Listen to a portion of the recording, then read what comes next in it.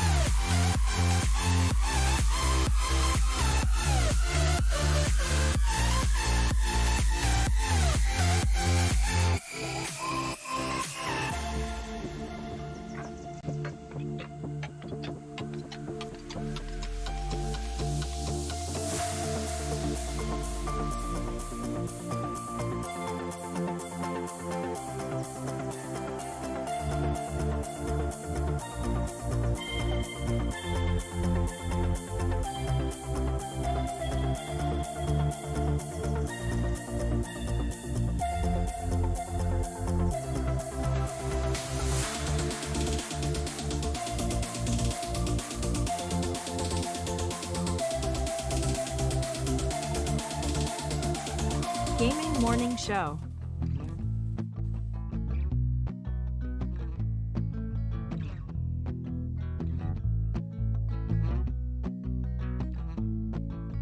Tell your friends, tell your mom, Gaming Morning Show is on. Wait, Austin, your mom is here?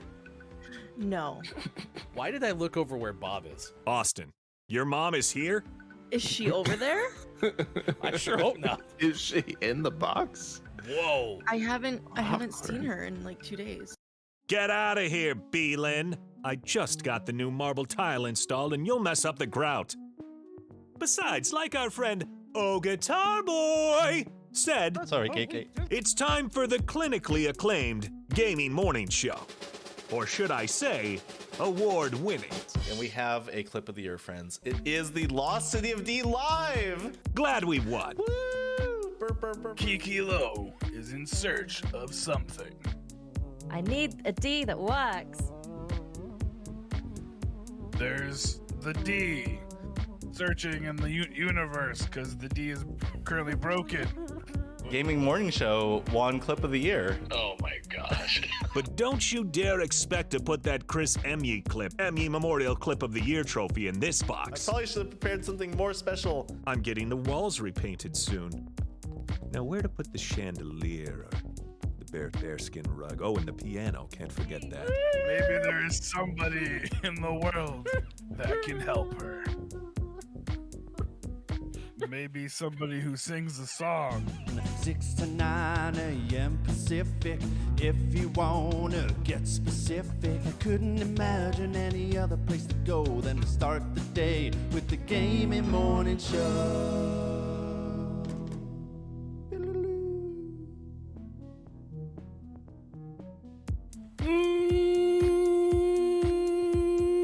Morning, gamer. Welcome in. It's Gaming Morning Show, and it is Thursday, April 7th, 2022. Thank you so much for being here wherever you may be. Facebook Gaming, Twitch, YouTube, Twitter, Spaces, and at gamingmorningshow.tv. That is Look, It's Mike O on the bottom left.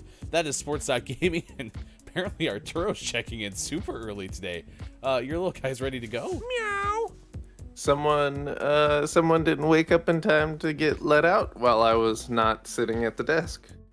And now he's like, but I went out. The cat. That's too bad. The cat didn't wake up early enough. Yeah, no, I woke up, passed him on. Oh, gross.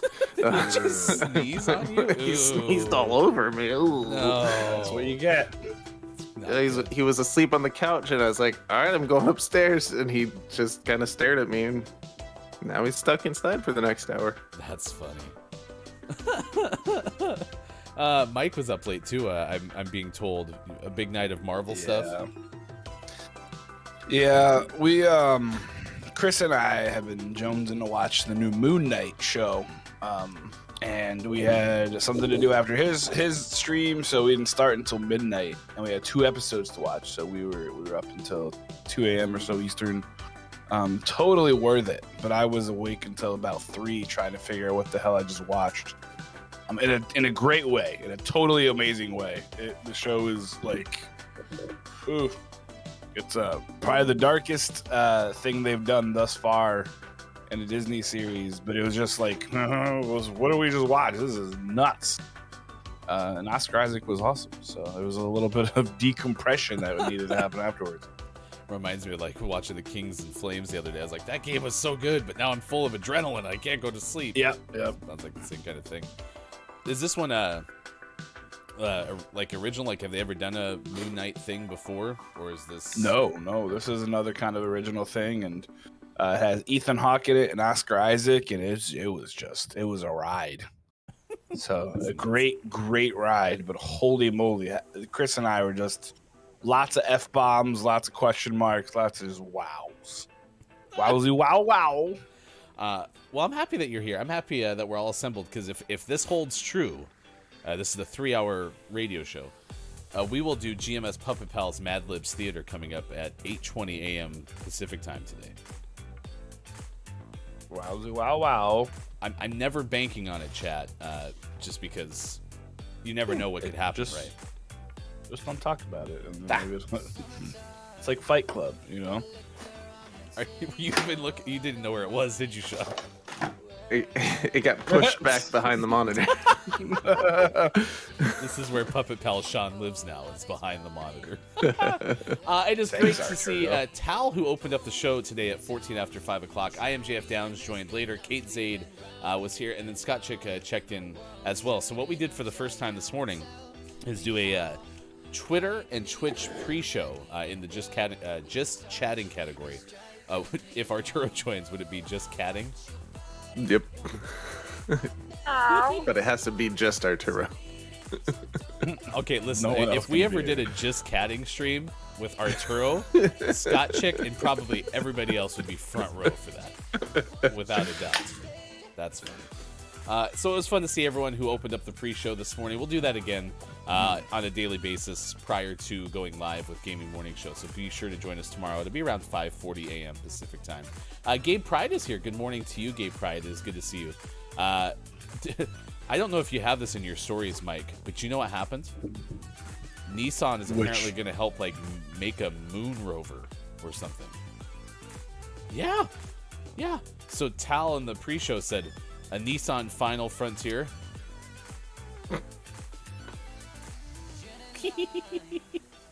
Why? That's my question. Well, why are they? Maybe NASA or SpaceX or Blue Moon or whatever these places are called. Maybe they just didn't have enough technology, so they needed a truck company to help them. Huh? Maybe. Is Nissan a truck company though? I mean, they make lots of little kind of cars, you know. Actually, I own a Nissan, and my car goes like this. Yeah, it's because you have one of the weird Nissans that doesn't say anything. It's shot. No, it says something. It doesn't. Yeah, when you back up, it goes. It is the most annoying part of Oh my gosh, your car beeps. It chimes. Yeah. It's like a. worse. It's like a. Ring. It's very nice. But hey, with those gas prices, am I right? Huh?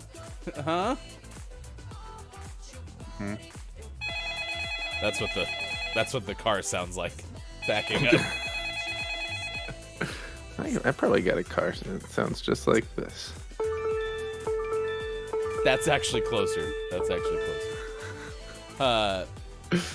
Tal says, looking forward to checking it out. Non-spoiler, does it require catching up on any of the other MCU stuff? According to Mike, Nope. It does not.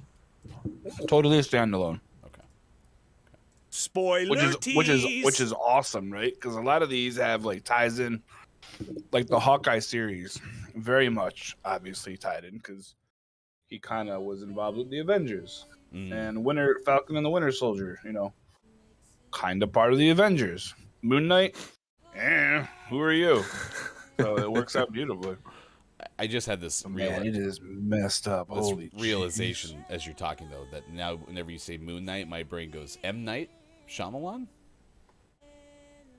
That's what the M is short for. Oh, is that what he does? Moon Knight Shyamalan. That explains a lot. Whew. So many things explained. Listen, today's days of the day, there's National Beer Day, which I think is great. It's also National Coffee Cake Day, which I also think is great. So from like a food and beverage perspective, we're off to a really good start. Yeah, we're doing pretty good. Mm-hmm. Maybe today is the day that Sean and I finish off our beer advent calendar. Did you know that Christmas hasn't happened yet? There's not a chance. Well, I think we need to get ice. I think the cooler that we had for Super Bowl is where a lot of the beverages are, and now that they looked kind of questionable last night, so there's some mold growing in places.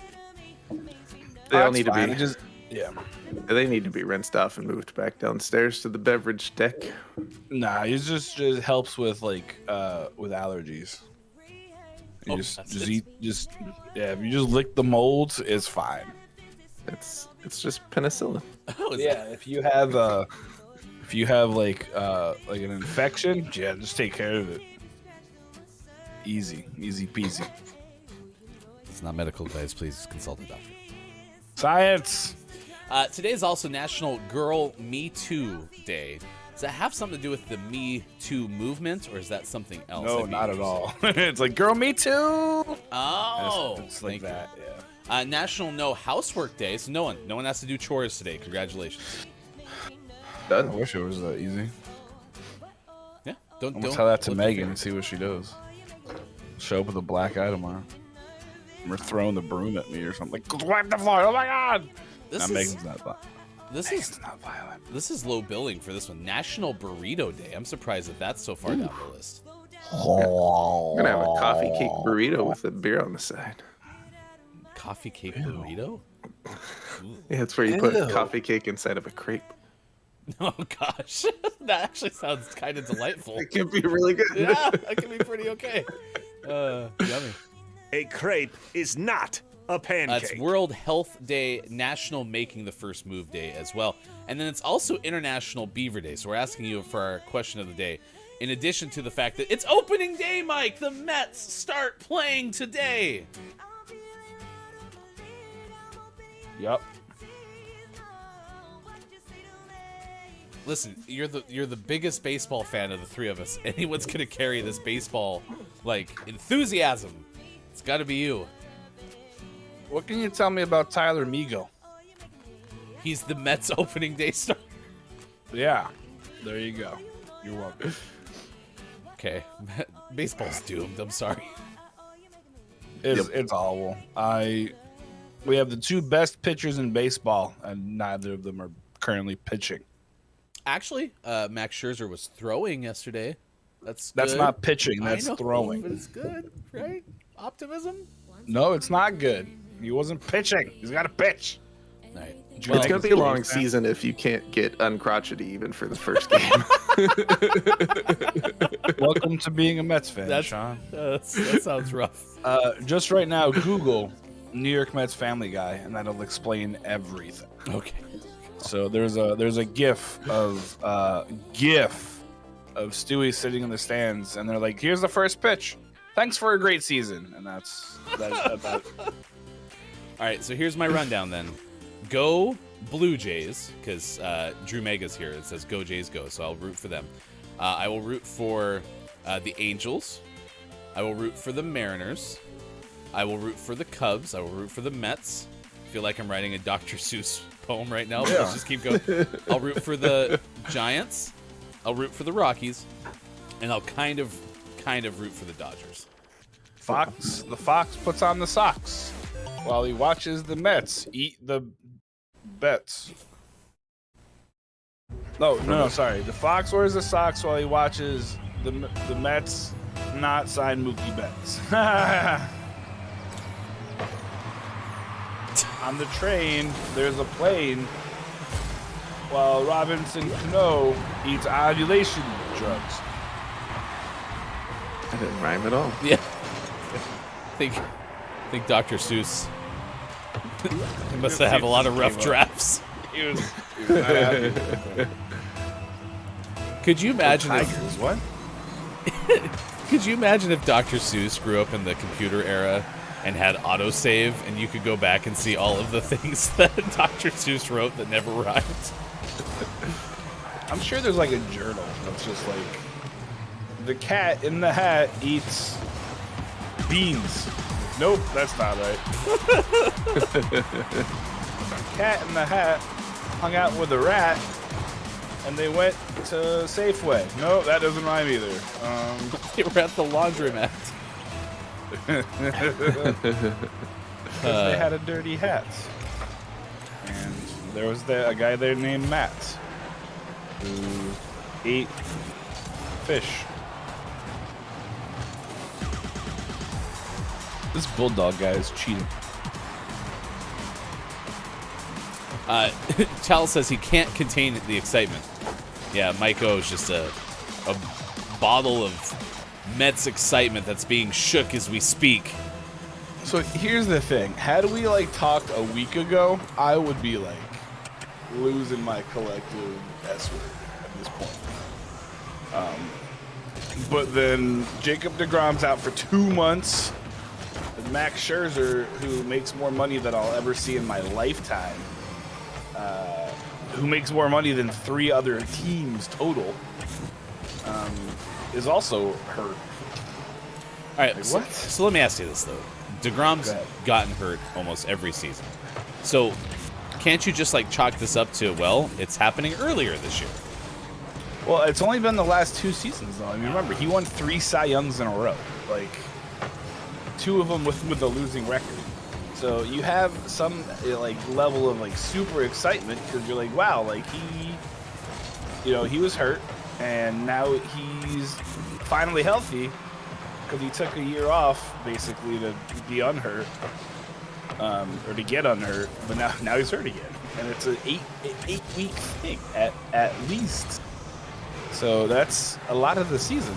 I don't know if you know how the season works, but they only play games for a certain amount of time.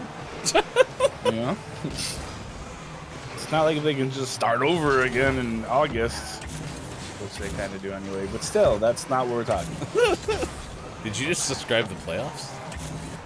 I described Met baseball. They forget there's a season until August. And then they're like, yeah, let's do good things. All right, let's practice our collective Mets cheer then. Who's ready for the Mets season? Tyler Megill. Yay! Tyler Megill. Ready, Sean? I'm going to watch the game. Go Mets! Yay! The good thing, so here's the positive, right? The universal DH is here, and the Mets have a pretty decent lineup as far as sluggers go. So if they can, like, score 20 runs a game, they might have a chance of winning. But historically, the Mets are really bad at scoring more than 2 runs. So if you don't have, like, a stud pitcher in there, and you're going to do nothing. All right. There you go, Mets. There's your challenge. Just average 20 runs per game. 20 runs per game, and you have a chance. But we'll see. I mean, I don't know. We'll see. It's a long season. I should not be upset right now, but I am. So. Downs has picked the Detroit Tigers for Downs' team this year. The Tigers are the best because they have a massive D logo on their hat. Downs, that's inappropriate. It's a fancy D, too. It's pretty fancy. It's all curvy. It's like if you're going to a seafood restaurant. Huh? Like Red Lobster. What? Red Lobster is curvy? No, it's curvy. It's fancy. It's fancy. Oh, gotcha. I had a hard time following for a second there. I did come from I such gotcha. I did come from such a small town, honestly, that both Olive Garden, all the Darden restaurants, basically, Red Lobster felt fancy to me. Yeah, no, that's totally fair. I should have wore a tux. Or at least a T-shirt that looks like a tux. Keep it classy. All right, we got the Gaming Morning Show morning gaming news coming up in about a couple minutes. We have birthdays this day in gaming history. That's at 6:50 a.m. today. Tal has a suggestion for a failed Dr. Seuss book. Orange. Beep. Because you can't rhyme orange with anything. So. Orange. You got to listen to more Eminem tracks. Eminem could rhyme anything with anything. Anything and anything don't rhyme. It's the same word. So They rhyme. The ultimate rhyme. DeGrom was a beast for me in Fantasy League last year, said Drew Megan. I don't like your tone, Drew Megan. He just said he was the best. I know. Get out of here, Drew, with your compliments. It's opening day. We have no time for this. Alexa, order DeGrom. Has the Mets thought of that? They should have just had backup DeGrom. Alexa, order a new elbow. I really hope like a bunch of macaroni just shows up at Drew Megan's house. So wait, they're like, what? He's like, you said elbow, and then there was like, elbow macaroni just showed up in mass. Makes sense. I was thinking like you're gonna get a whole bunch of pipes, elbow joints. You couldn't get it off. Couldn't do what? You heard me. Digital Doc Games editing this morning, but just dropping by to say hello. Have a great show, GMS. You too, Digital Doc Games. Check out the new show from Digital Doc, which is Game Changers. Very cool interview-based show. And go over to Digital Doc's channel because there's not a better Marvel expert than Digital Doc Games. That's not true. Never met CJ Collier. Oh, true. True. The second best Marvel expert, Digital Doc Games. I'm sorry, Collier Jenkins. His name is not CJ Collier. I kept doing that to him too. It's like saying just call him CJ. Sean. I know, but I kept referring to him as CJ Collier when Collier's his first name. You can find CJ's work over at butwhythoughpodcast.com. He's great. All right. We're losers. How's it feel? Normal. Are we the Mets of Rocket League? I mean, none of us are injured, so. I play like I'm injured. At this rate, I'm never gonna get that stupid celebration. Wah, wah. Ridiculous. It's going to be okay. It's going to be okay, Mike. The good news is the baseball season's only 162 games. Yeah, but I only have to do this for the next 9 months. He's so mad. 6:27. Come on. West Coast time. It's 9:27 out east. It is 2:27 for those watching GMS in the UK. Drew Megan said, Alexa responded, sorry, I can't. He's indefinitely injured. Tal said, sorry, that item's on back order. Yeah, that's... What's it doing on the back? Oh, those are... What? Shouldn't be back ordered. It's like arm, part of the arm, not elbow. the back. See, that's the problem. If it was on the back, he'd be okay. Because it's not on the back, so... Yeah. Huh. Downs is saying there's not a Major League Baseball team with the letter U in its name. I think that has like a picture. Oh, an icon. I was going to say, Yeah. that seems really implausible. I'm trying to think of... I don't know if there are any teams that have a Yeah. unit, though. Well, oh, wait, the Cubs. You could be a Cubs fan. There you go. That doesn't really count, though. They don't really have a unit. All right. Bear, where are you? Bear, show us yourself right now, please, because we're crunched for time. Look, it's Bear. Huh. What a great. Orange. I rhymed. Great. Let's get the news. Here's hashtag video game expert Sean. Good morning. It is Thursday, April 7th, 2022, and this is your gaming morning show, Morning Gaming News. THQ Nordic is a developer, a publisher, and they've announced that they're going to have a digital showcase, and they said it for this August. This is from John Carson of Game Informer. This is following the cancellation of E3 2022 last week. And the Summer of Gaming press conferences announcements that typically start up in June are kind of dispersing into whenever people want to do them, because a lot of companies like THQ Nordic, for example, have been working on having things to announce at an E3 type event, so they're gonna do their own thing. This is their second annual digital showcase, and it's gonna take place August 12th, 2022. They're gonna show off new and upcoming games from the Embracer Group-owned publisher. THQ Nordic released a video you can watch in the link we provided that shows off clips from its slate of titles to hype up the announcement and the reveal date. So check it out. So is this like a mad scramble then? People are trying to figure out when to show things if they had been planning on an E3, is what you're saying? Yeah, some people are gonna do their own thing like this. Some people are gonna do Jeff Keighley's event. So we'll see them. They just won't be in one place, which is fine. At this one, we can see SpongeBob SquarePants. Oh, that guy who lives in a pineapple under the sea? Is yellow and something, is absorbent, porous. Yellow and porous, is he? Yep. Would nautical nonsense be something you wish? No. Well, why would you want to flop like a fish? Drop on the deck and flop like a fish!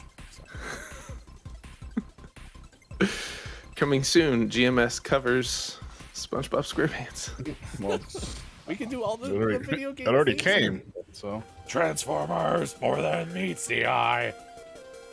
what the heck? In our next news story, Remedy, makers of Control, are remaking Max Payne 1 and 2. This is from Ethan Gach of Kotaku. This is the film noir games. Max Payne is due for a full remake with the first two games. Developer Remedy Entertainment announced yesterday. The game compilation will include both Max Payne and Max Payne 2: The Fall of Max, and will be exclusive to the Xbox Series X, Xbox Series S, PlayStation 5, and PC. This is in a new publishing agreement between Remedy and Rockstar Games. Remedy will develop the games using its proprietary Northlight game engine, which made 2019's excellent paranormal thriller Control, while Rockstar will fund the production. Neat. Did we like the Max Payne games? Yeah, they were great. They introduced, or at least normalized, the bullet time power in video games, where you could utilize like a limited resource to slow time down and do cool stuff. They were fun. It's a PlayStation 2 era, so definitely due for a remake. It'll be fun. You know, so check those out. You know what rhymes with gawk? Suck. In our last news story, Days Gone director Jeff Ross has joined the Tomb Raider reboot developer Crystal Dynamics. This is from Ryan Dinsdale of IGN. This is Days Gone's director Jeff Ross. He announced he was joining the studio as design director just hours after it was revealed that they were working on a new Tomb Raider game. He didn't confirm which game he'd be working on, although as Crystal Dynamics is also co-developing the Perfect Dark reboot. So one of those he's working on. He says in a tweet, quote, "I'm excited to announce I now work at the amazing Crystal Dynamics as design director. That's all I can say other than I'm thrilled with the project and especially the team of really wonderful people. I will become a Seattleite this summer. Also come work with me." And then posted the current list of openings at Crystal Dynamics. Sick. So if you want to work at Crystal Dynamics, and you can do one of those many things listed in his tweet, apply. I like crystals. They're nice. Oh, when I click on it, it says not found. click the one in chat. It does work. No, I know. It's just great. It's funny. Sucker. That's Always last but never least, we finish off today's Gaming Morning Show morning gaming news with the world renowned segment within a segment where we take a look at what is out today, and it's Thursday. I don't think there's any games today. And it's a Thursday of Thursdays. It's like an extra Thursday. It's like we've been saving up Thursdays for a while, all to release on this Thursday. And it's a list. So here we go. Bibby and Tina, New Adventures with Horses, out on Switch. Cars, Puzzles, Games, Funny Car and Trucks, Preschool Jigsaw Education Learning Puzzle Games for Babies, Kids, and Toddlers, out on Switch.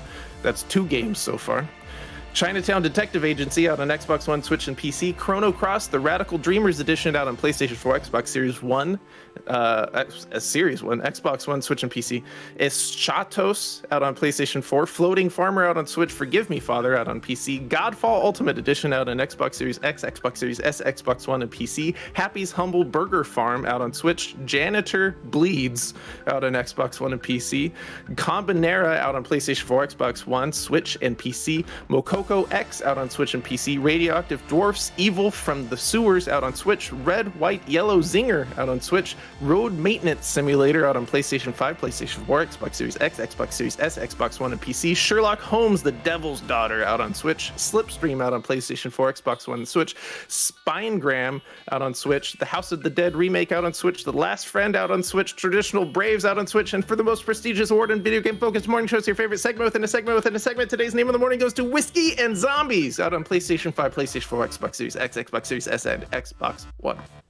Let's go! You did it! Cracked. Whiskeys and Zombies. That last I'm Xbox sorry. One almost did you in though. I kind of zoned out. Can you read them again? Just go through the whole thing one more time. Half of the list is that second game. Jeez.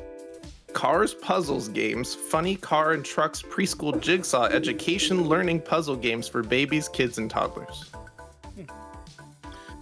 I don't know what's longer, the names of the morning or the Crystal Dynamics jobs that they're looking for. I think it might be a tie. Well done. Do you need a refreshment? Do you need a break? Maybe a shower. I'm good. Oh. Okay. Very impressive. Sherlock Imagine Holmes. the Micro Machine guy is reading that. That guy would be great. How do we get that guy? Can we get that guy out just for Thursdays? Give Sean a break. I feel like we just looked this up. Is that person still with us? Oh yeah, no, he's alive. I think. Is he still fast? Probably. I mean, he's older, so he might not be as fast. You think he practices? Like he's like, oh, let's see if I still got it. And, like goes in the booth, shuffles his papers, cracks his neck, takes a little spray, takes a couple deep breaths, and he's like, and still got it. And then he just goes about like to the garden or whatever he does. Do you think he talks really slow in his normal life just to balance He things does. out a little He bit? talks so normal, like it's weird. Listening to him talk for real, you're trying, aren't you? His brain is like, talk slow, talk slow, talk slow, talk slow. You know? Hello, Martha. It's good to see you today. And then he just starts going, he's like, hi, I'm Martha. How are you doing? Happy to really. What I meant to say was. He's always ramping up. It is quite impressive. You could hear almost everything that he was saying. There was like no wasted syllables. Very impressive. It's true. Very talented. Crazy. Chad seemed very excited about all these games that you were both talking about before the out today and definitely in what was out today. Congratulations to Whiskey and Zombies. Out today for PS5, PS4, Xbox Series X and S, and Xbox One. Eligible now for Name of the Month consideration because it was named our Hashtag GMS, name of the morning. You can search that hashtag on our Twitter. And once you're entered into our drawing for Name of the Month giveaways, congratulations. You also can become a Patreon and get double entries into things like that. Go to patreon.com/gaming morning show to learn more. Our subscriber tier costs less than a Twitch subscription and gives you extra benefits. Plus, if you go over and subscribe to Look It's Mike O on Twitch, Mike has reserved 4 emote slots on Twitch just for us. You can find out more at twitch.tv/look. It's Mike O. That's me. 6:38 at this point. Coming up, we'll talk more about today's days of the day, including today's International Beaver Day. We were talking about this on the pre-show crew, that beaver is a pretty cool animal, but like, does anyone like to get close to a beaver? Because like there's no other animals that can like build dams and have like that unique of a tail, right? But for some reason, reason, you say tail, do you mean a story or like the thing it smacks like you that with? flat thing? Yeah, the tail. Yeah, that thing's crazy.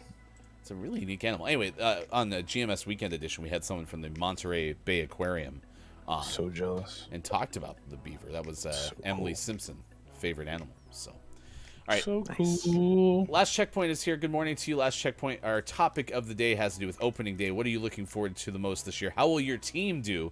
We're also picking a baseball team for IMJF Down. So we'll continue to do that. Right now, let's see what Mike is tracking at this hour. How did I close that? Hold on, I closed the button, and I didn't mean to close it. Now I open it again. And that's the story. We just open and close buttons. Well, you know what I really enjoy? I really like Dunkin'.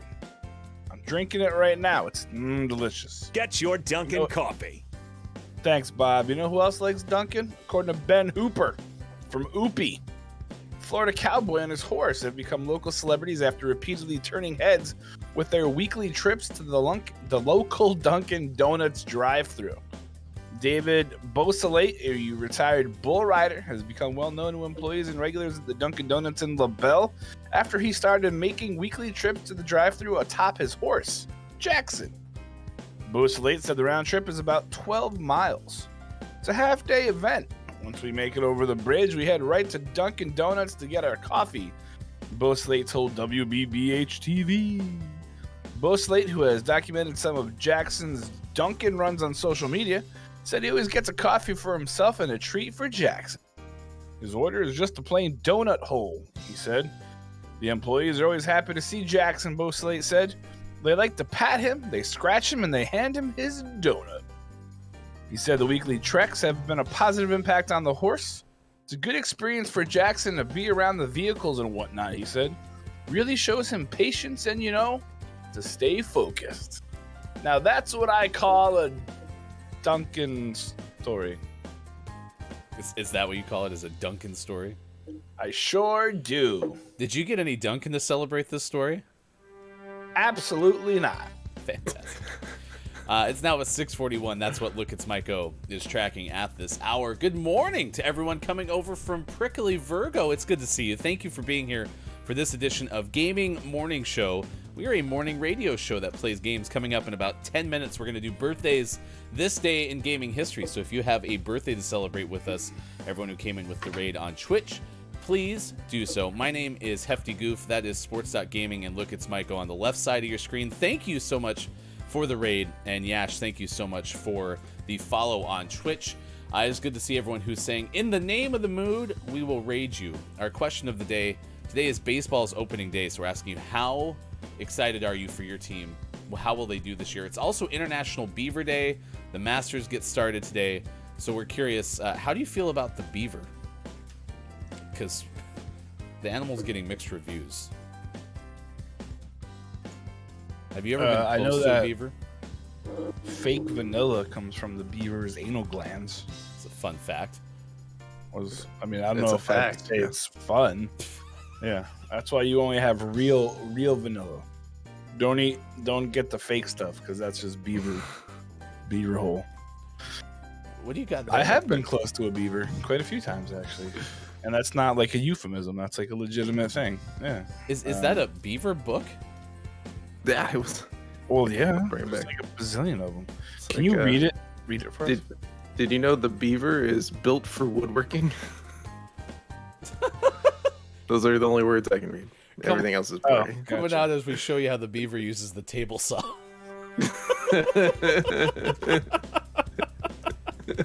right, that's what Mike-O is tracking at this hour. That beaver has nice joinery. He does a really good box joint. Is that a tongue and groove you're using there, Beaver? Oh my gosh. Next hour, we'll tell you how Burger King was sued by customers who claim the Whopper is smaller than advertised. So that'll be what Micah is tracking next hour. Prickly Virgo says, Hi, y'all. Hope you're well. I hate to raid and run, but Jordy brought us over. Oh, Jordy, thank you so much for inviting Prickly Virgo and company over to Gaming Morning Show. We are on Monday through Friday, 6 to 9 a.m. Pacific time on Facebook Gaming, Twitch, YouTube, Twitter Spaces, and at gamingmorningshow.tv. Next hour, we'll do a list of the day as well. RK Studios, International Beaver Day. That's right. We had someone on from the Monterey Bay Aquarium who said that the beaver kind of gets a bad rap. Because it's like their dams, I think, disrupt, like, humans' purposes, but they're, like, really amazing.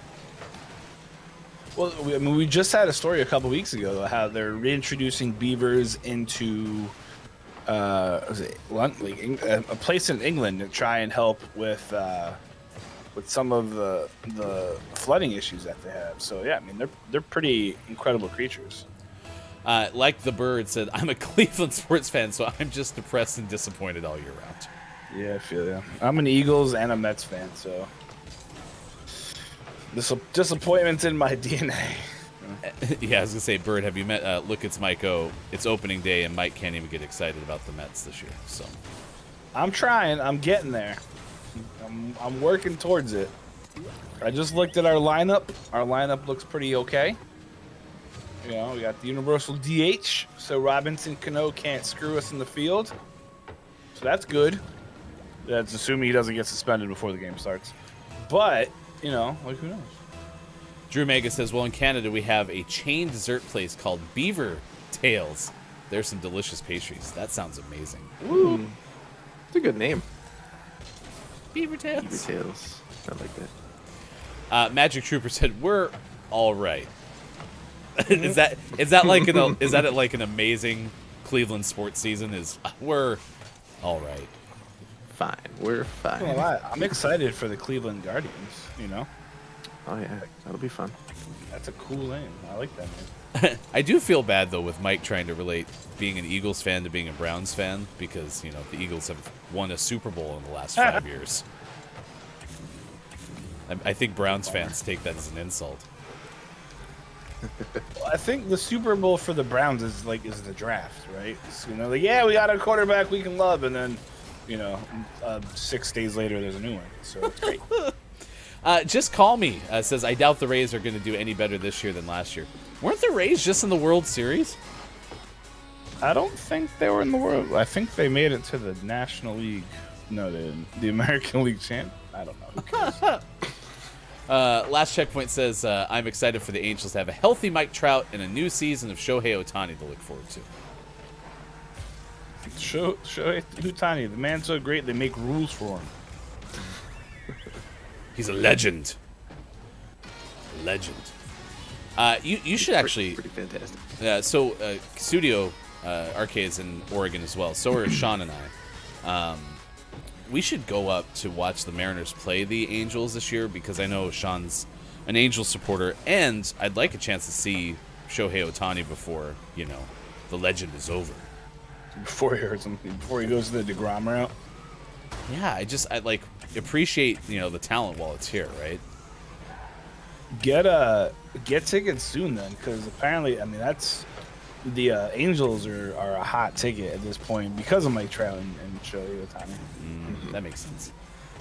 Not only do you have one once in a generation talent, you have two. And that never happens. I wonder if there's websites that like chart out Ohtani's like potential pitching dates, even right now. Yeah, in, like, there July. are websites that do that for everybody. So I would look into it. There's I was looking at one not too long ago because I was contemplating watching the Mets when they came to Cincinnati, but they have DeGrom pitching, so it's obviously wrong. Jake H says, Pirates fan here. I don't even bother. Ouch. Okay, listen, I actually really have a soft spot for the Pirates.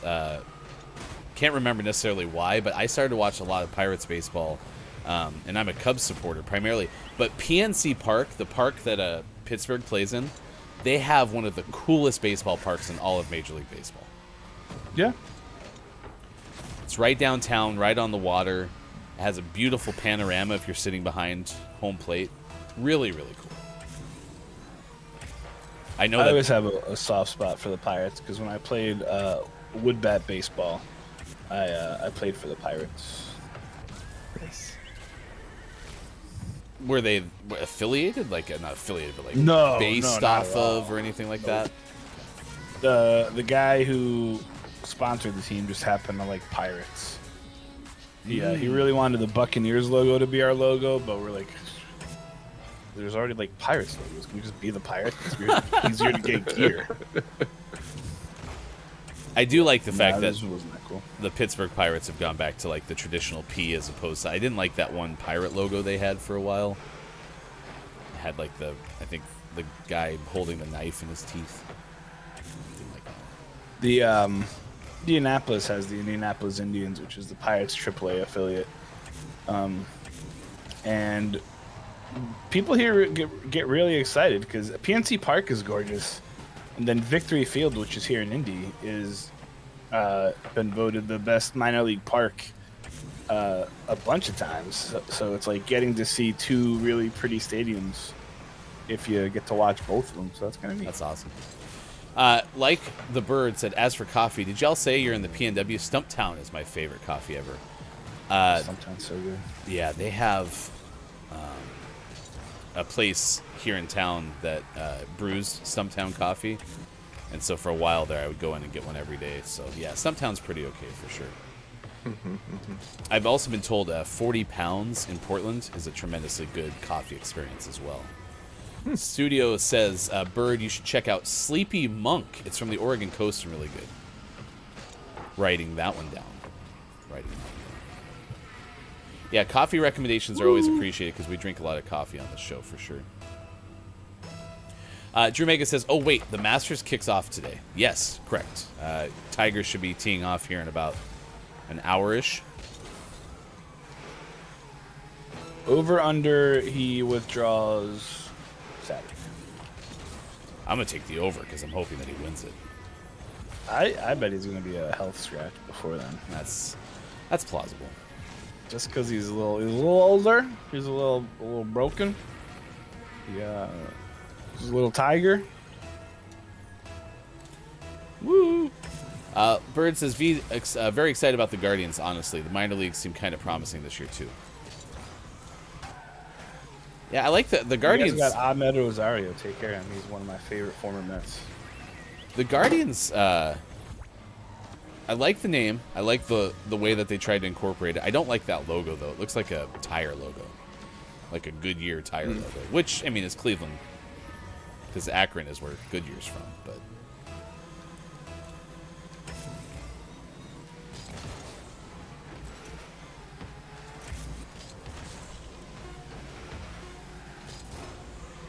Mike's upset at the game. What's that? What's going to go better, this Rocket League game, Mike, or your Mets season? Season? Probably the season. That's just because it's 162 games. This Rocket League game is like 4 minutes. So it's okay, though. I got some more tires, so we're good.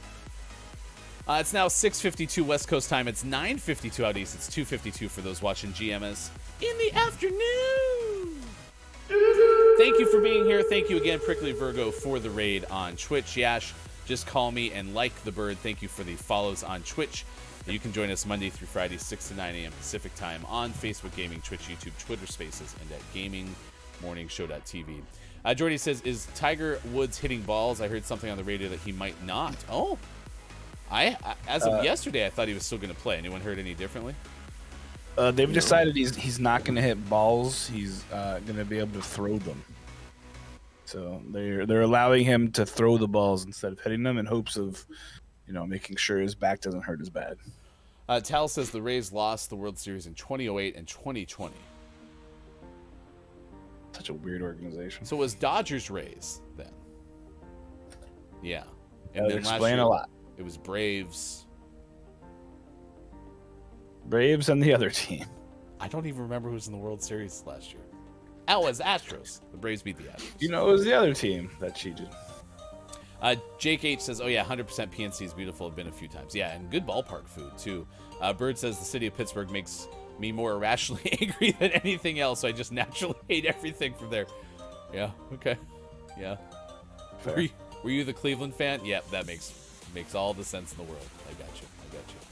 Checkpoint says, I got to have a great day. You too, Joel. Thank you for stopping by. Magic Trooper, I actually just finished a bag of Stumptown from Target. I do enjoy it. I'll go grab mine during our 7 o'clock break because I got some for Christmas and I didn't have a chance to use it all. So I'll try to remember what it's called. For some reason, I'm blanking on it right now. Have you ever tried Dunkin' coffee? Get your Dunkin' coffee. So good. I recommend the Midnight Black. Out of a tin cup. Claire is here. Good morning to you. So much Northeast Ohio representation in chat today. I love it. Agreed. Bird said my BF has an interview with a company outside of Akron tomorrow, so we may be moving. Don't move to Ohio. No offense. All right, let's do birthdays this day in gaming history. If you have a birthday to celebrate, please let us know because we would like to celebrate with you. Me? Today, director Francis Ford Coppola turns 83. Nice. He celebrated the 50th anniversary of the release of The Godfather this year. What if he didn't celebrate it? They're like, hey, he's like, all right, whatever. He had the same reaction as I did when they said it's opening day. He's like, yeah, great. Yeah, I did that movie. Moving Yeah, on. great. Okay. Is it time for pickleball yet? Raise your hand if you haven't seen it. Haven't seen The Godfather? I'm shocked. There's a movie that you should have seen that you haven't seen. Well, first time it's happened. I can't believe it. Wow. Is it worth watching? Yes. Yeah. I mean, Absolutely. it can't be a worse movie than Ants. True. To be fair, Shang-Chi is also worth watching. We see how well that's gone, so. We'll have it with one of our GMS watch parties. Fantastic Four, B-Movie, Legends of the Hidden Temple, every MCU movie, Hackers, Pride and Prejudice, and Zombies, Frozen 2, Christmas Comes to the Pac-Land. Jackie Chan is 68 today. Oh my, really? One more year. Jeez. I don't believe it, though. Nice.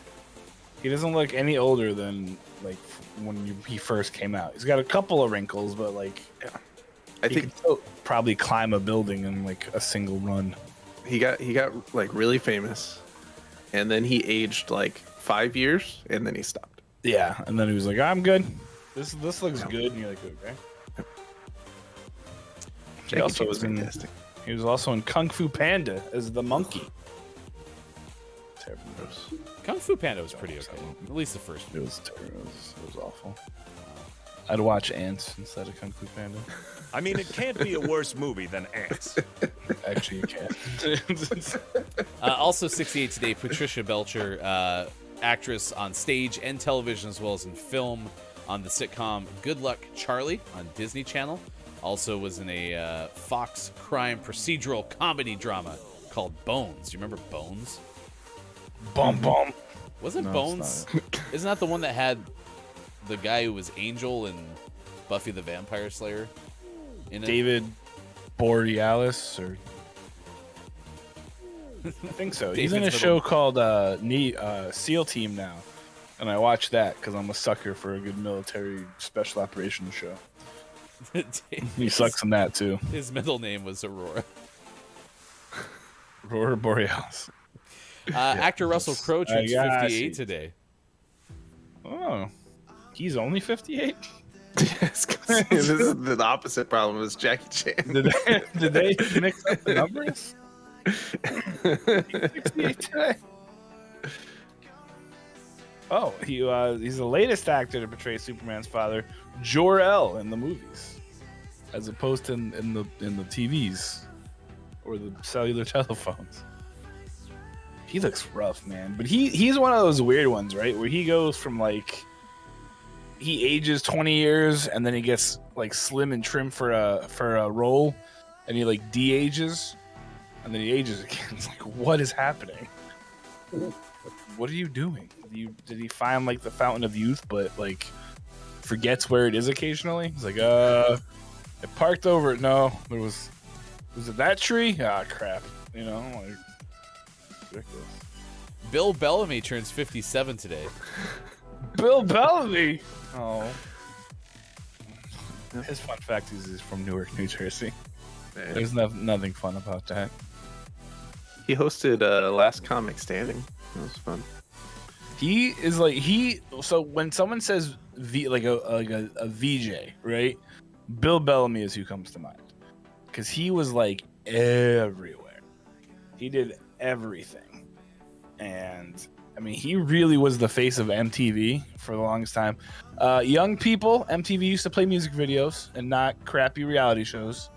And Bill Bellamy was like all over the place. Or aware. And he's really nice too.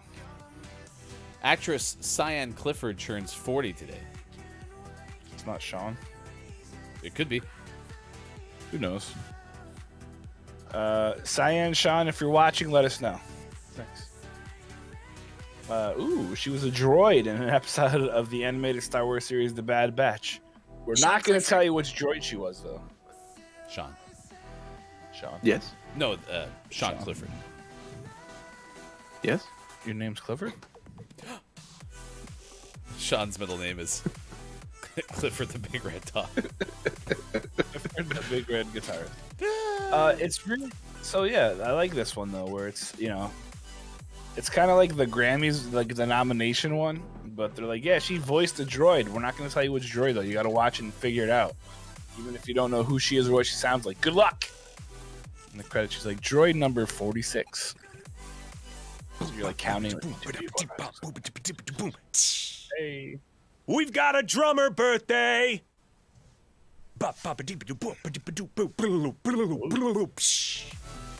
We have 2 drummer birthdays. There's John Dietrich of Restless Heart, who is 71. And then there's also Charlie Hall of The War on Drugs, who is 48. Oh. How's that going, Charlie? It's an interesting band name. Yeah. Right. It's also Bill Bellamy's 57th birthday, just in case.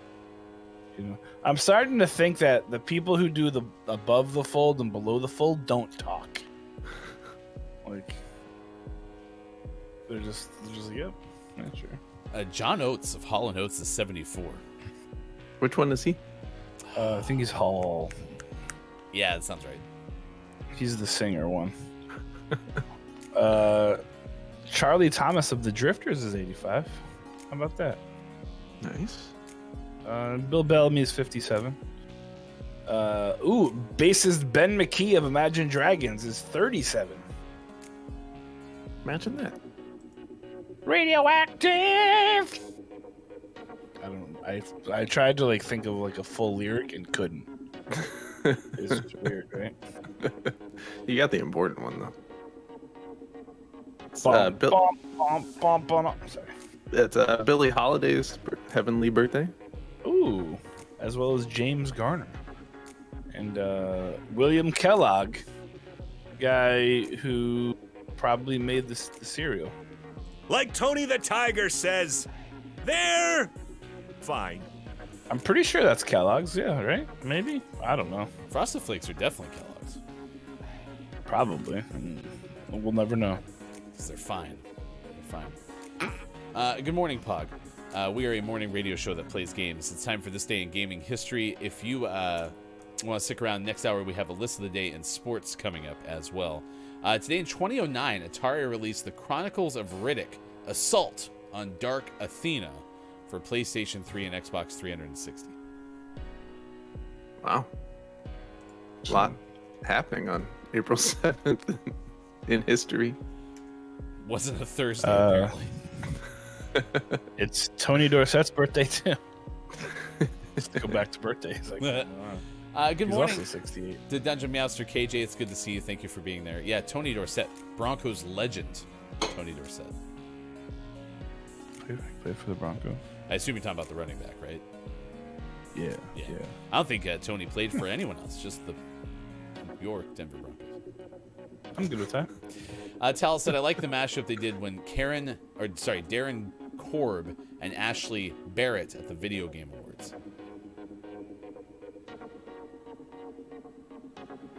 Oh. All right, next hour. If you don't want to do housework, that's fine. We're not judging. Well, kind of. Either way, don't do... Why am I yelling?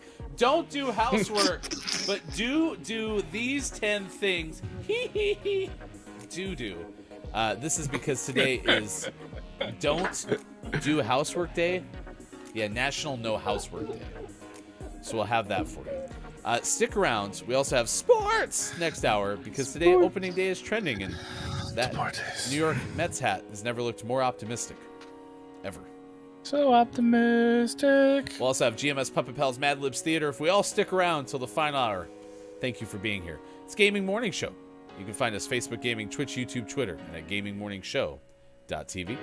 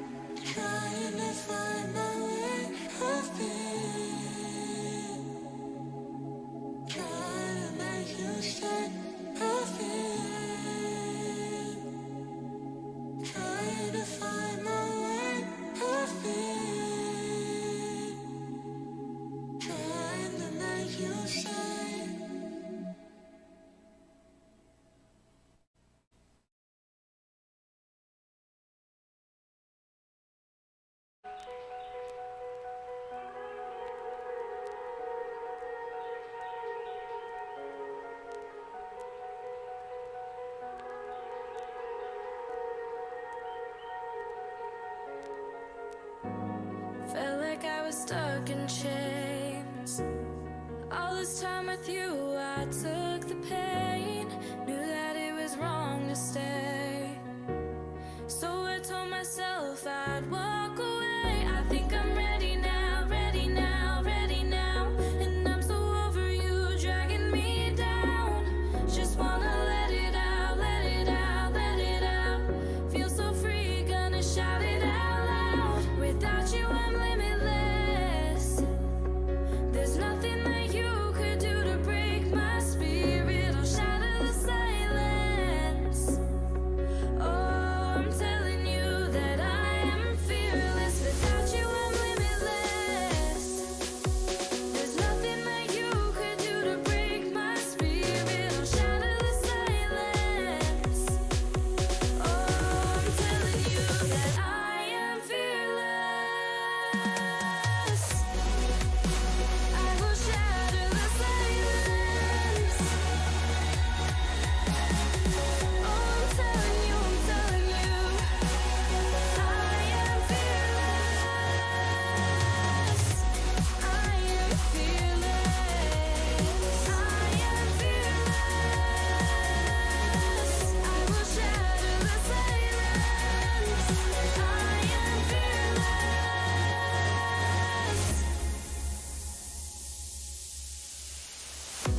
It's like a battle every day. Fighting as we watch our feelings fade. You always made it my mistake.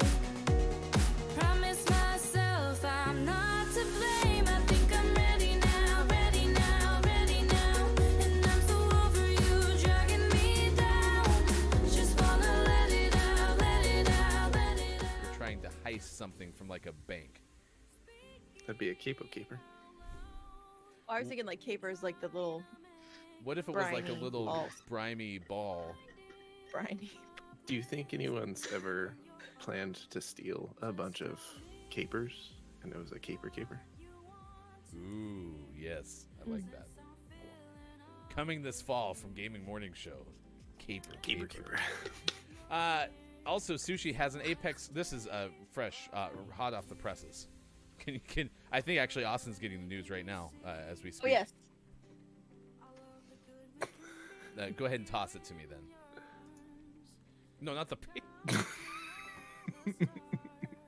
Sorry, it's just a news term. But that was better than I expected.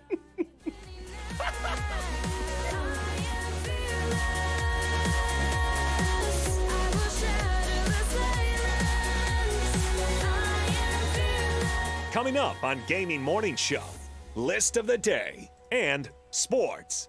Find GMS on Facebook Gaming, Twitch, YouTube, and GamingMorningshow.tv, and become a Patreon. Go to gms.watch and click on where to find GMS. Time for hour number 2, right now.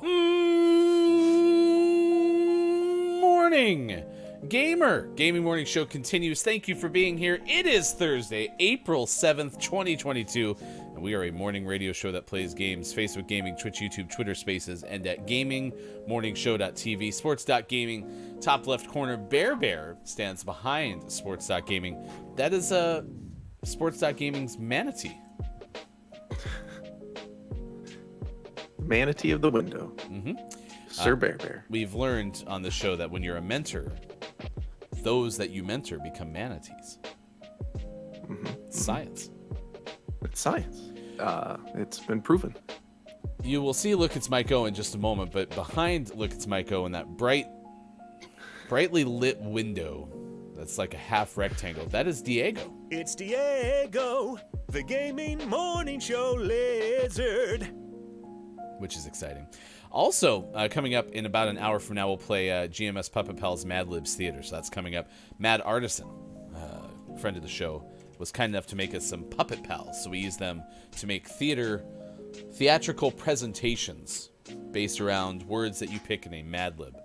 So that's coming up at about 8:20 a.m. Today we'll have our list of the day in just a bit. Sports coming up later this hour as well. Our topic of the day has to do with opening day.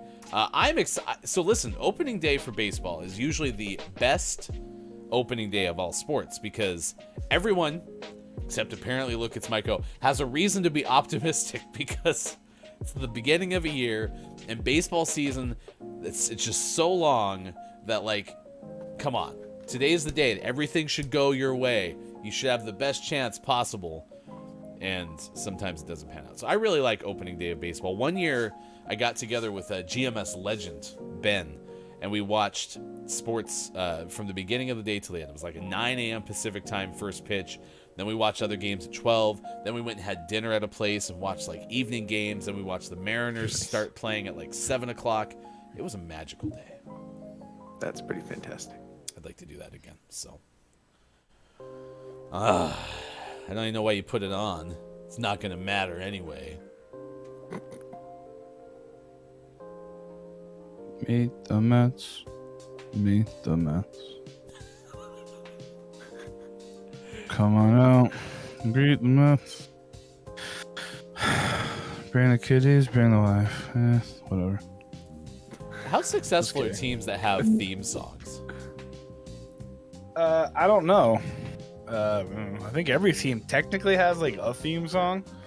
The Mets are just lucky enough to have one like written like about them. They're not like the other New York team who just stole Frank Sinatra's song.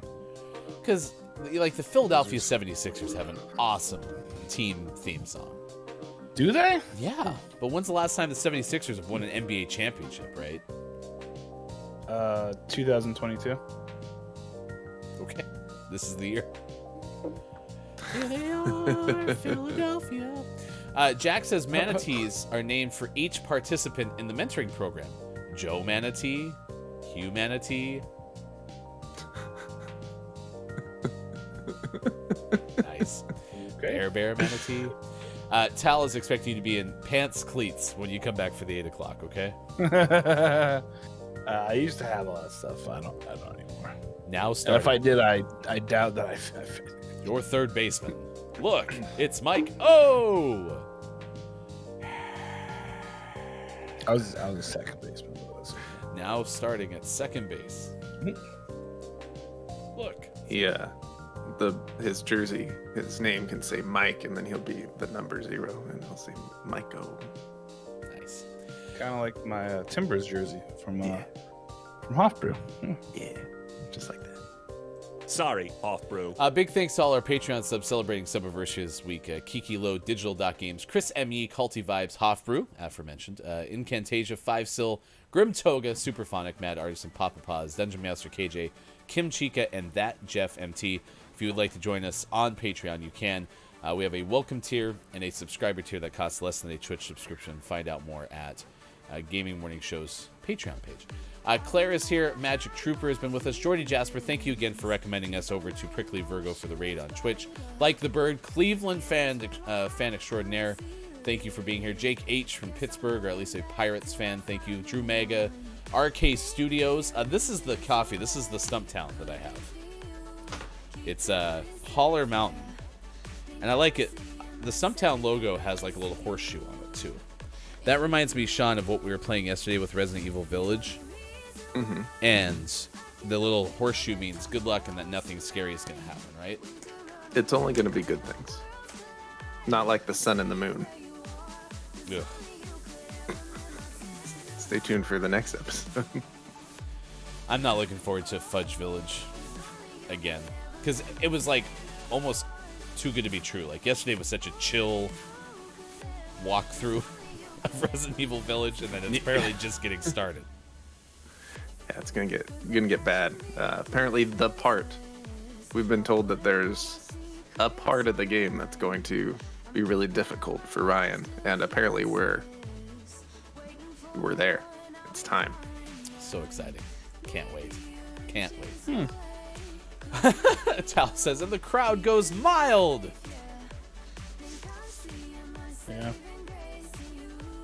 Yeah. Mike, did you change your shirt between hours? Yeah, Kate, we're expecting Mike to come out in full uniform next hour. So No, I didn't. What are you talking about? I've been wearing this the whole time. Cannot wait. Is that shirt made by Kate Zaid too? No, it's made by Majestic. The Majestic Kate Zaid. Mike's doing sneaky Mets wardrobe changes. Yeah, no one paid attention. Wait, was yesterday not scary? There was actually one moment that scared me, and apparently it was one of those moments where Sean got scared because I got scared. Ryan jumped and yelped, and then that startled me. Mike, I'm inviting you to Rocket League, and we play a game. Then we have List of the Day coming up in just a little bit as well. Drew Megan, next thing you know, Mike will be replaced by Pete Alonso. Maybe you want to talk about like Jesus and other things. Yeah, that's what Pete likes to talk about. Downs goes, no, Mike was wearing a lovely Marvel t-shirt. You can't fool us. Don't know what you're talking about. It's just this.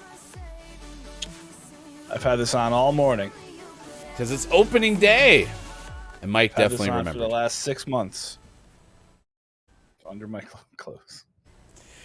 Today is National Beer Day, National Coffee Cake Day, which I think Sean's idea of a crepe burrito, because it's also National Burrito Day, was definitely award-winning. Yeah. Throw some coffee cake in a crepe coffee cake burrito.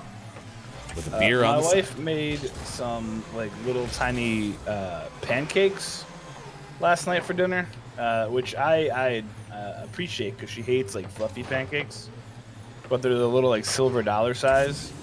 And I realized, so I had a couple for dinner, and then I also made some like sausage patties, like the good sized ones, and I realized how similar they are in size. So I think for lunch I'm gonna have a silver dollar pancake, egg, and sausage sandwich. And then for dinner we're gonna have burritos. You can make that breakfast into like a breakfast street taco. Yeah, fair enough. Yeah. But I'm trying to figure out, do we do breakfast burritos for dinner tonight? Because I really like breakfast burritos. Yes. Like a lot. Yeah. When breakfast is in a burrito, you can have a burrito anytime. I mean, I guess that's true. It's not true. Or it would be when breakfast is in a burrito, you can have a burrito anytime, or a breakfast anytime. Yeah. I think the better lyric would be, when you're an adult, you can eat whatever the hell you want at any time. Yeah. Because that's true. If you want to eat some ice cream before dinner, go crazy. You want to eat some burritos for dinner? That makes sense because that's what you have. But if you want a regular burrito for breakfast, you have to make it because then it's not. But you can do it. If you want to put a crepe on a pancake and then argue with both of them, go crazy. Are you going to be arguing with the crepe and the pancake? Yeah, just don't do it in public though, because people get a little weird about that. When you argue with your food. Yeah.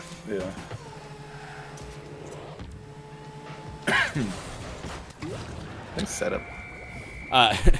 KJ's asking, would you rather have coffee flavored beer or beer flavored coffee? Oh, coffee flavored beer for sure. A nice stout. That sounds pretty good.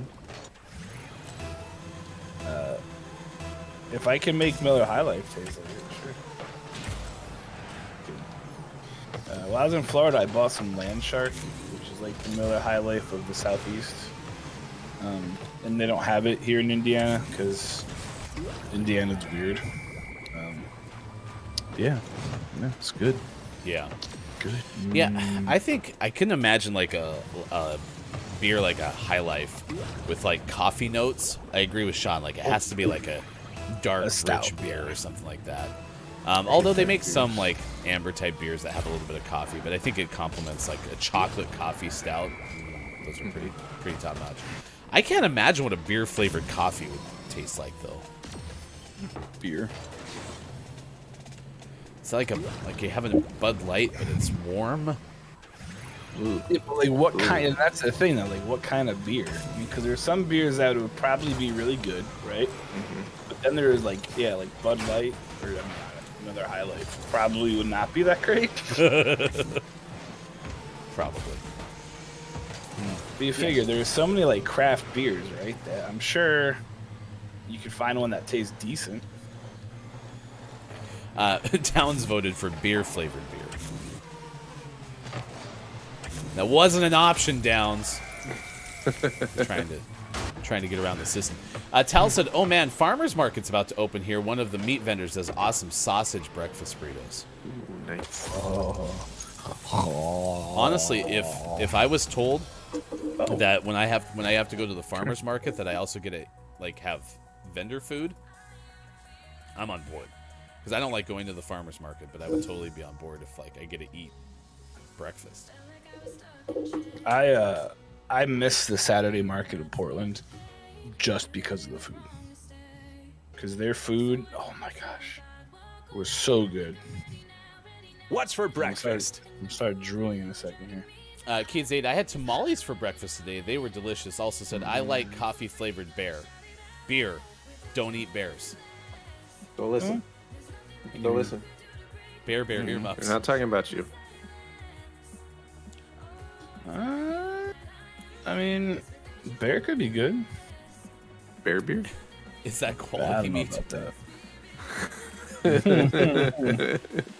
Dungeon Master KJ says, "Oh man, I need to go to the farmer's market." Should we do a field trip? Good news, KJ. You can go. I mean, not right now because it's Thursday. I think. Are there no farmers markets on the weekday? Not usually, because they want you to come to it, and people kind of work generally during the week. Scott Chick said, "I heard coffee flavored. I am summoned. Welcome." Didn't know. I thought Arturo's little bing bing bing bing bell was your summoning sound. Is that what a fox says? No, but now it does sound a little bit like Arturo has a ding, like a servant bell. He's like, ding, coffee, please. I mean, that's kind of how cats run, right? So funny story. Actually, I was watching something yesterday, and it made me think of Sean because it was about cats. And someone asked, because my kids watch Animal Planet and crap like that religiously, and someone had a question. It was about kittens, and they said, "Why do cats always ignore you?" And I was like, "Huh?" Because Sean, Arturo sits in the corner with his back to Sean, and we make fun, blah blah blah. So what it actually turns out is they're protecting you. So I don't know what about the corner is scary, but when they sit with their back to you, it's because they're watching to make sure nothing attacks you. Right. So when they sit with their back to you, it's because they love you. It's a show of affection. And I was like, yeah, Sean's corner is going to really mess him up one of these days. I'm terrified of my corner, but it's nice to know that Arturo He's trusts got your me and face. cares about me. Yeah, so... it's the same thing. I heard that it's the same thing when they squint at you. Is that they're telling you I trust you and I can go to sleep and close my eyes because I trust you. Yeah, it just looks like he's glaring, but it's apparently a good thing. Technically nice. What's it mean when he manages to flip me off even though he's a cat and doesn't have fingers? Is that a sign of affection too? It is. He's pointing to the direction of where your love is. Yeah. If your cat is glaring at you, it means it loves the hell out of you. The cat looks skeptically. 7:27 West Coast, 10:27 out East, 3:27 for those watching GMS in the UK. We have sports coming up later. Good morning to you. Hey, it's Brendan_TTV. We'll get back to some of these coffee comments and such. Apparently, cognac-flavored coffee is absolutely wonderful, I'm told by Drew Mega.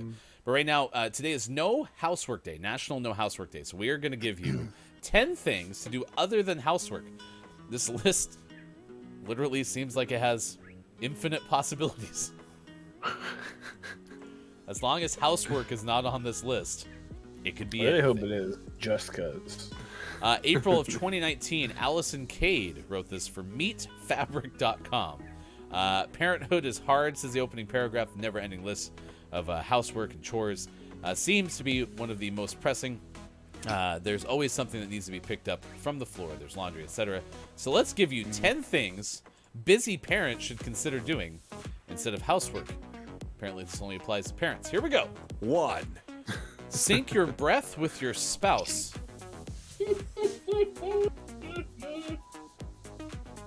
What? All right, ready? Ready? As I breathe, okay, then you gotta breathe, okay? Here we go. In the break, I'm totally going to do this to Megan. Please.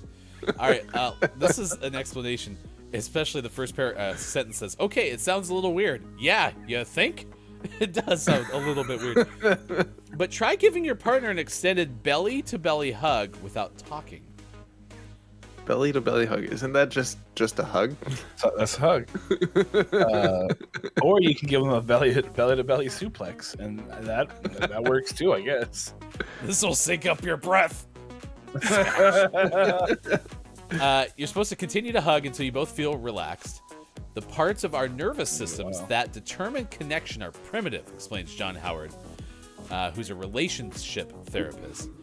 When we spend time apart or feel disconnected, he says, quote, our nervous system has to recalculate whether we're safe with this person, whether they're in a good mood or not, and whether we are still connected. So, don't let chores and housework get in the way of what really matters. Your most important relationships. That was a really roundabout way to say sync back up with your spouse by giving them a hug. It's cute, though. Have a hug. 2. Have a hug. Number 2 is dream big.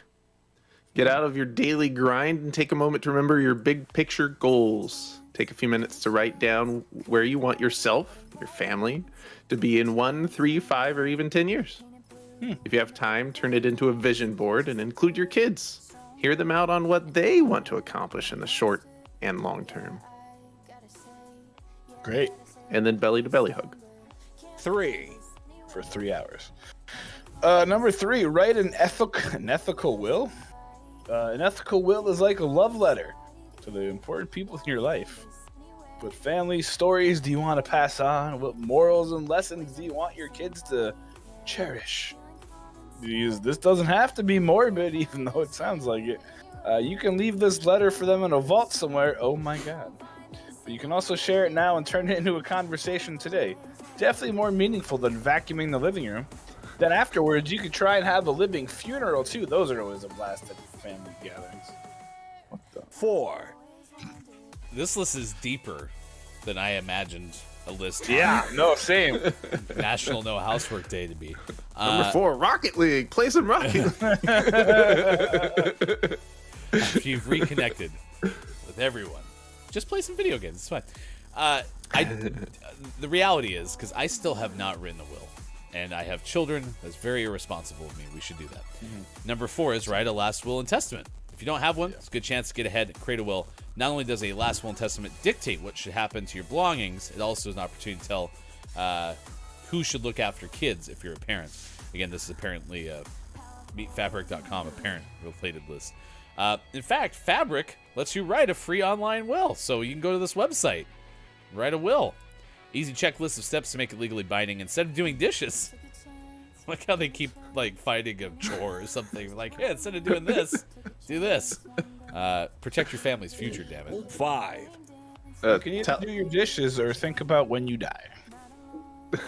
Tal says they're leaving. There's in a vault, and their kids have to do a national treasure adventure to find it. What's gonna suck when the kids are like, meh. You guys want to go do some chores? All right, let's go. Number 5 is workout. Perhaps unsurprisingly, parents are even more burnt out than non-parents. Apparently. Wait, hold on. Can you read that just one more time really fast? Parents are even more burnt out than non-parents. Okay. Okay. Just checking. I don't think that's out. Taking the time to look after your own well-being is vital, and it doesn't matter what activity you choose. Yoga, kickboxing, whatever. Those are your options. Yoga, kickboxing, or whatever. That's all you can do. I was trying to see what chore they specifically want you to ignore for this one, but it doesn't say. But it does say take just 10 minutes for yourself. You can alter your mood for the rest of the day.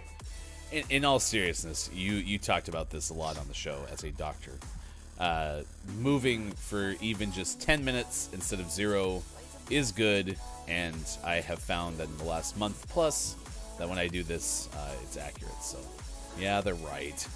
6. There's the old saying that motion is the lotion. So it keeps the joints all good. When it happens. In the Number ocean. 6, do an art project. Yes, we're suggesting art because you have kids, but also because it's fun. Adults seem to be creative too. And then it goes on to say, if you don't have kids, just steal a couple, and you can do art with them as well. For younger kids, you might turn it to a coloring book or Play-Doh. For slightly older kids, you might try making unicorns out of paper tubes. Or embark on a t-shirt project with Kate Zaid. For older children, you can find a more complicated adult-level project on Pinterest, like, say, an enamel box made out of old CDs. 7. Okay. That's what I could do with all those AOL discs. There you go. Go to the museum. You can spend a night there if you are hanging out with Ben Stiller. But seriously, there's apparently a whole bunch of like online art museums, so you could go in person, maybe you can go online. It's time well spent. 8. Museums are the best. Museums are pretty great. Number 8 is make a college savings plan. Saving for college can be daunting, but you don't even have to contribute any money to take the first step. Start by taking some of that newly reclaimed time when you're not doing laundry. Man, this mess is going to be, or this house is going to be an absolute mess by the time you're done with this list. And instead, spend a half hour or an hour reading up on the basics of saving for college. Maybe, just maybe, you even open an account today, which can always start funding and contributing to later. But that involves contributing money, so they've already lied. You don't have to contribute money, but contribute money. I would like to open up a savings account. How much are you going to put in it? Nothing. That's not how. Nope. The list told me I could. Now number give 9. me interest, please. Give me 100% interest. On 0, yes. I'm interested in you Still putting have money 0. in this account, please. Perfect. I'd like to save. Can I borrow some money? Do you guys accept belly-to-belly hugs as payment? No, just stand up with me, bank teller. Dude, that'll be good. Oh, no. Let's get our breathing in sync. Number 9, listen. Really listen to music. So many of us multitask in our daily lives, and music is often just for the background.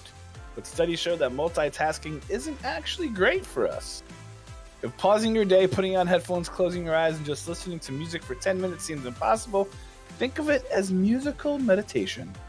Ask your spouse to watch the kids for a bit. Your mental health, thank you. Okay.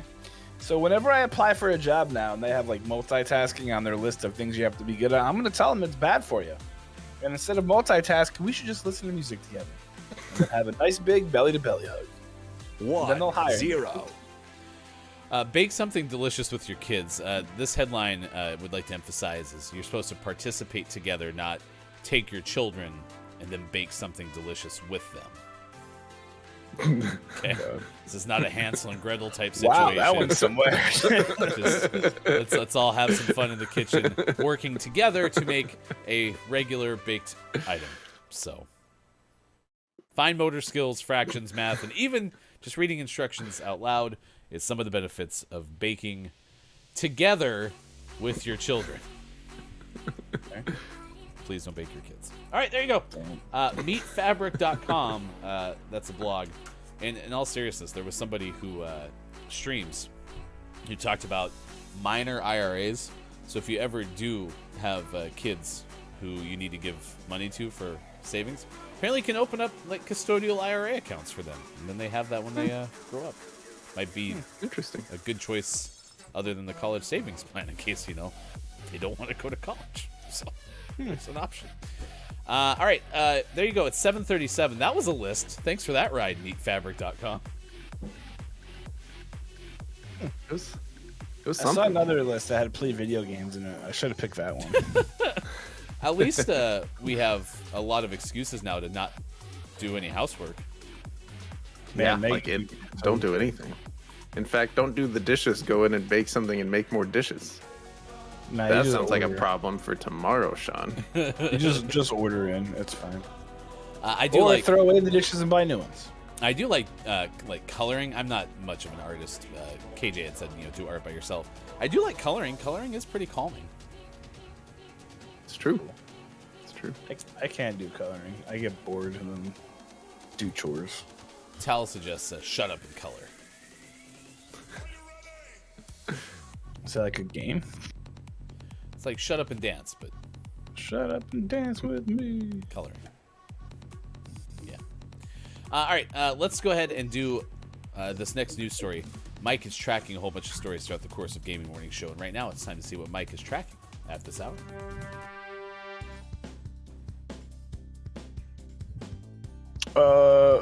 Me and my friend here, we're going to tell you about a story from Amy Pitchy from CBS News. You guys like Subway? Well, this is a story about Burger King. The Whopper may be, well, only somewhat of a Whopper, at least in real life. What? At least, yeah, in real life, not in VR. Alleges a new class action lawsuit. 4 Burger King customers are suing the chain over its marketing, claiming that the company makes the burger look about 35% bigger in its advertising than it is in reality. The plaintiffs in the lawsuit, which was filed on March 28th in the U.S. District Court for the Southern District of Florida, of course it was, are seeking monetary damages for anyone who was deceived by Burger King's advertising, although the filing doesn't name a monetary target. Oof. Burger King does not comment on pending or potential litigation, a Burger King spokesperson said in an emailed statement said to CBS Money Watch. The lawsuit alleges deceptive trade practices with the filing, claiming that Burger King started to materially overstate the size of its burgers in ads beginning in 2017. While the marketing images of the Whopper may have grown bigger, the recipe of the amount of beef contained in the Whopper has never changed, the lawsuit claim. The class action lawsuit alleges that Burger King's size inflation doesn't stop at the Whopper, noting that ads also overstate the size of menu items like the Impossible Burger, the Big King, and the Bacon Double Cheeseburger, among other items. It also asks that Burger King either stop selling the overstated menu items or change its advertisement. Back to you. I mean, is anyone surprised by this?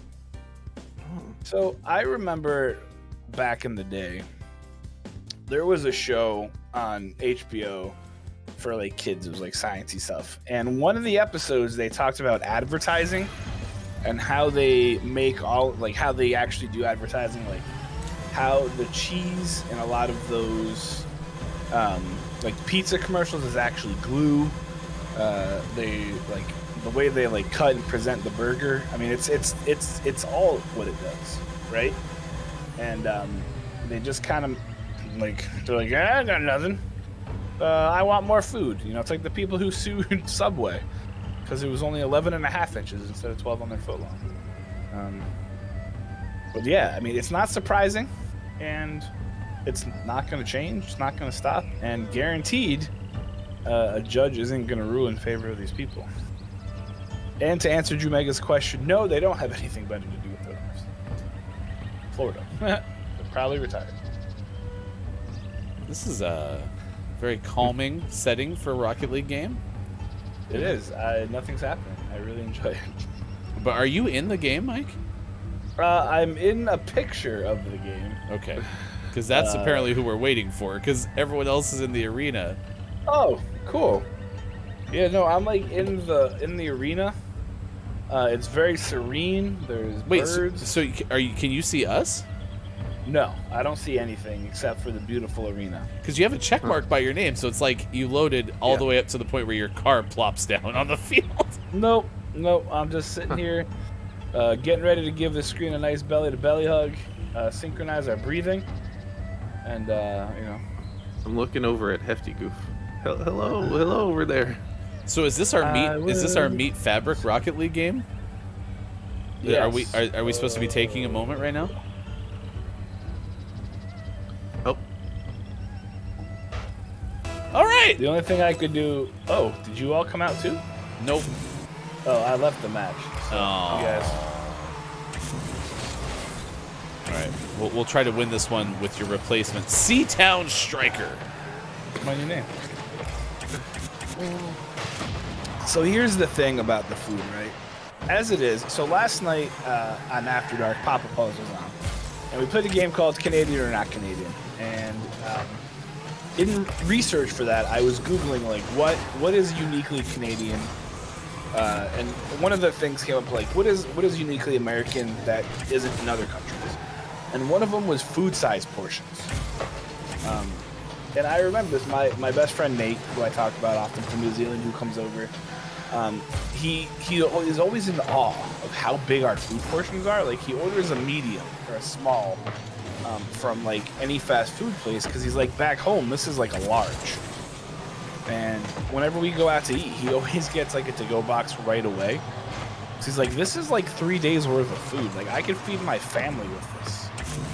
And that's the thing, though, right? Is we Americans have this weird sense of food entitlement that we should get like a metric buttload of food, right? And I mean, the Whopper already is kind of disgusting because it's like you're gorging yourself on a burger, and it literally is way bigger than it needs to be. So I think the lawsuit is funny, but it's also kind of sad.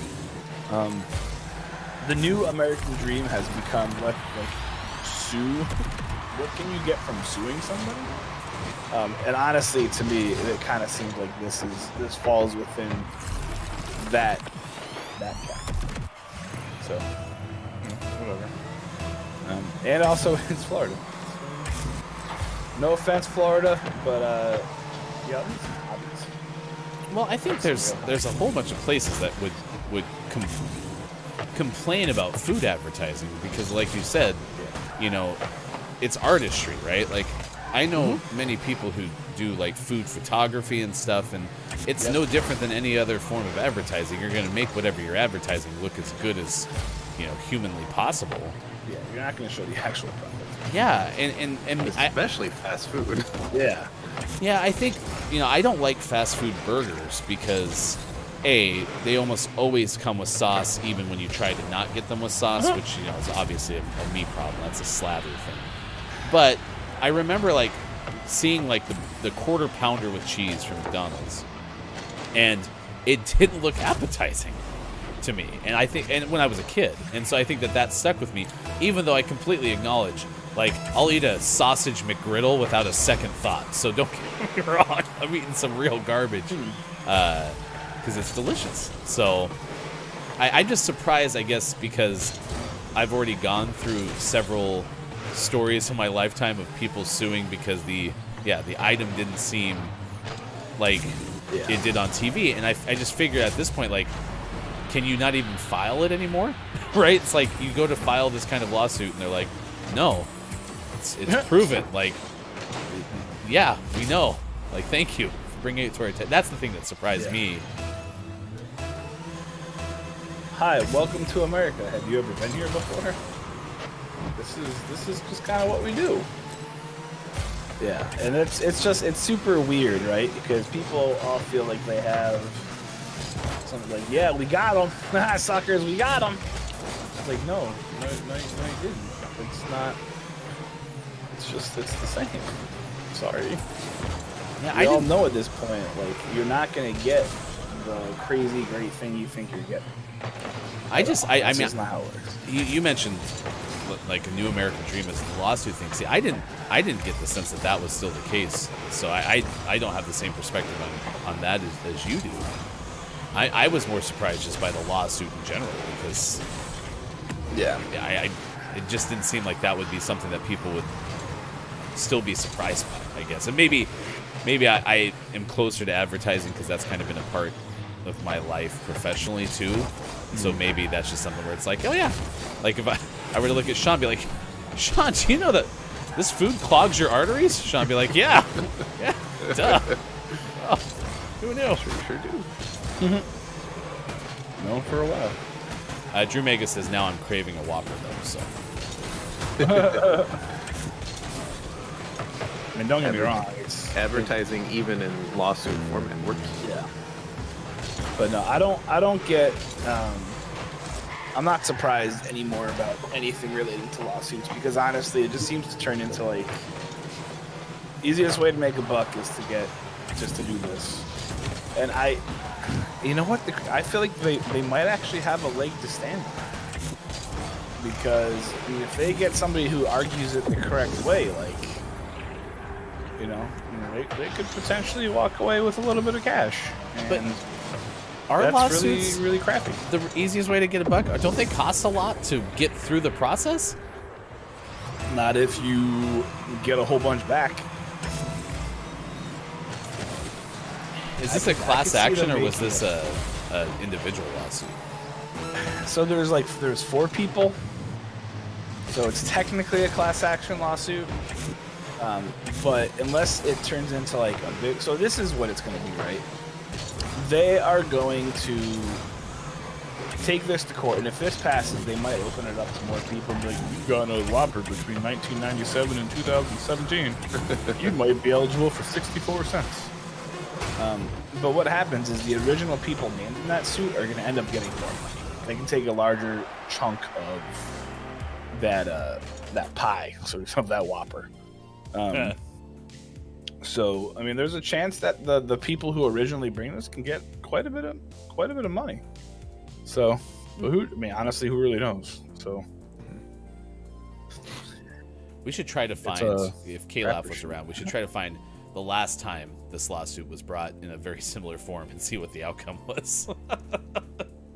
Yeah, true. Did you know that the cheese that I got on my Pizza Hut pizza was not as stringy as it looked in the commercials? I was surprised, though, Brendan, because I don't eat fast food hamburgers. I eat a lot of other fast food things for sure. But you said that the Whoppers are gigantic. Are they that big? Like just a standard Whopper compared to, like, They're say, a real quarter big. pounder with cheese? Yeah. Because Hefty Wife orders those McDonald's hamburgers, and they look like the silver dollar pancakes you were talking about earlier. Yeah. They're flat. And they're just gross. I got ketchup on it. Jack says, having lived in Japan, it's interesting comparing food portions there and the U.S. Granted, the lightest person in my family weighs over 250 pounds. How did that happen? The largest McD's takeout bag in Japan is basically a lunch bag. In the U.S., we eat a ton of garbage gladly. Yeah, I mean, Mike was talking about, what'd you use the term, like food privilege or something like that, or I can't remember the word you said. Yep. But if we didn't have as much food waste as we did, I'd be a little bit more on board with the way that we structure things. But the U.S. throws away a lot of food. So, and I'm guilty of it. I get really unhappy with my children when they do that. And sometimes Megan's like, let them go. I'm like, no. You can always take more, but you can't put back. And if you put it on your plate, odds are you've touched it or breathed on it or something like that. So you can't put it away, right? So when I worked in upstate New York, we actually had a food waste station at the camp. And the goal was for there to be no food waste. And if they hit a certain, number, the staff would do, a stupid dance or look dumb or whatever. And kids really enjoyed that. But it would be the first meal of the week, there would be, pounds of stuff. And by the end of the week, there was, a couple ounces. It wasn't too crazy. And kids got to learn that a little bit. And it was cool. I mean, I'm sure once they went home, it just went right back to what it was. But yeah, we have a big problem with that. So, I mean, I think that's a great idea, and even trying to find ways to better utilize food waste is it's progress, right? I was at Sean's house yesterday, and Sports Doc Wife was composting, which was pretty awesome. That's cool. Yeah. And being as into plants as Sports Doc Wife is, it makes a ton of sense. I just our biggest thing is not wasting food once it's cooked per se, but we buy too much at the store and then it sits in the fridge and then we get rid of it. And that's the thing that I'm trying to be better at. So Truth. If you want to try to be part of a solution, it is not the only solution, but part of a solution. Player versus Hunger is a great place to go. We have donated money through our GMS anniversary special, our pledge-a-thon that we did last September to Player versus Hunger. Kim Chica had a full plate fundraiser that donated over $30,000 to Player versus Hunger, and they do help fight food insecurity, because one of the things about me buying too much food at the grocery store and then having it go to waste is from a privileged standpoint, because I have access to fresh produce in a lot of places, right? I'm not even close to being in an area that's considered a food desert or has any semblance of food insecurity, right? So Player versus Hunger helps with that, and you can find out more about that organization, playerversushunger.org. Good morning to Robbie. Robbie says you have an ugly blue stain on your shirt and hat. I think you're looking at Mike, right? Because yeah. Could you imagine if Sean looks at his red polo right now? It's like, Oh, no. oh no! Where did I say that? He has too much downy. Yikes! Did the Mets opener get delayed? What? Well, you said something about the game got delayed, so you'll have to wait a bit longer to take your L. I mean, there's probably, it was pushed back to Thursday night, because I don't. Okay, so it's a 4:05 first pitch at Nationals Park. I was gonna say no, it's a 7 o'clock, but it's your time. It's because it's raining there, because God's crying on Washington. Something. Seattle, Minnesota. Oh, it's by the way, it's time for sports. 7:54 West Coast, 10:54 East Coast, 3:54 for those watching GMS in the UK. Mariners, Twins already postponed in Minnesota. The Yankees, Red Sox also postponed already. Here's your other opening day slate: 11:20 Brewers at Cubs, Guardians at Royals at 1:10, 1:15 Jake's Pittsburgh Pirates against St. Louis. Mets Washington at 4:05, 5:08. I love baseball start times. 5:08 Cincinnati Atlanta, 6:38 Houston at the Angels, 6:40 Padres at Diamondbacks. That is your opening day baseball slate. You know what really sucks? If the Mets opener gets pushed back till tomorrow, it'll be on Apple TV. Because that was such a great idea, MLB, to do games on a subscription service that not many people subscribe to. Do you want to borrow my Apple TV? No, because I use alternative means to watch the game, so it doesn't really matter for me. But there are a lot of other people who, who like to watch it, but it's not going to work, right? Like, that's stupid. Let's make it harder. So it's already one of the most difficult games to play because of all the specialized equipment you need, as far as like kids go. So let's make it even less accessible to regular fans, and then we'll throw in the blackout for fun. See, I feel like we've already been in that stage even before subscription service, because you'd have to have like deeper cable, right? Like Robbie just said, luckily I get Masson regardless, I believe. Deeper cable. Like, Masson's not in a basic cable subscription. You at least have to have like the second tier to have access to that in your local market, right? Well, even like DirecTV, like to get like ESPN, you need to subscribe to a higher tier. Yeah, it's like at least the second level at this point, right? And then they black them out. They black out games, and then there's that. That's a whole other stupid. Well, Robbie, do I have a solution for you? Do you have a fire stick? What did Robbie say? Robbie says I pay way too much for cable. I pay $140 a year to get like 8 million stations. Above board, of course. Totally above. If you pay for it, it's got to be legal, right? Yikes. NBA plans to keep next year's All-Star Game in Salt Lake City, according to the Associated Press, despite its opposition to Utah's ban on transgender youth athletes playing on girls' teams. The Utah Jazz are set to host the event next February, but there was speculation the NBA could take it away because of what the team called, quote, discriminatory legislation. But Commissioner Adam Silver said the event will stay put as planned. The NBA pulled the 2017 All-Star Game out of Charlotte because of its opposition to a North Carolina law known as HB2 that limited anti-discrimination protections for lesbian, gay, and transgender people. The game was played in New Orleans before the league returned to Charlotte in 2019. Silver said the circumstances are different this time, adding that the league didn't want to be in a position where it risked having to keep moving its events as similar laws were becoming more common. When Utah's GOP lawmakers pushed through their ban last month, they joined 11 other states with similar legislation. So I get the impression that the moving of the game out of Charlotte, and then didn't this happen in baseball? It was moved from Atlanta to Denver. The All-Star game was. Yeah. What was the reason for that one? Anyone remember? It was another one of the. It was a similar kind of law. So I'm getting the impression that perhaps that tactic isn't working, and so if the case, in this case with Utah, maybe the NBA can find a different way to try to get this to stop the laws. Right. Maybe they can use financial resources at this point to try to back, politicians who can prevent these laws from getting passed in the first place. I'm spitballing here. I just get the impression that this isn't working. Nothing will change. They're not going to put anything towards backing people. They're just going to say that the NBA doesn't speak on political matters, and we're here for the people's entertainment, and we don't want to get involved in that, and yada yada yada, blah blah blah. It's very frustrating. A, that states keep doing this, and then B, where it's becoming such commonplace now. Things like the NBA are like, oh, we're just not going to do it. We're not going to say anything.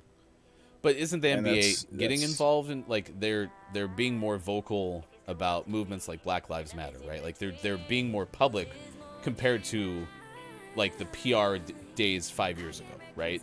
Where no one would touch any of that stuff because of concern about offending one side and not the other.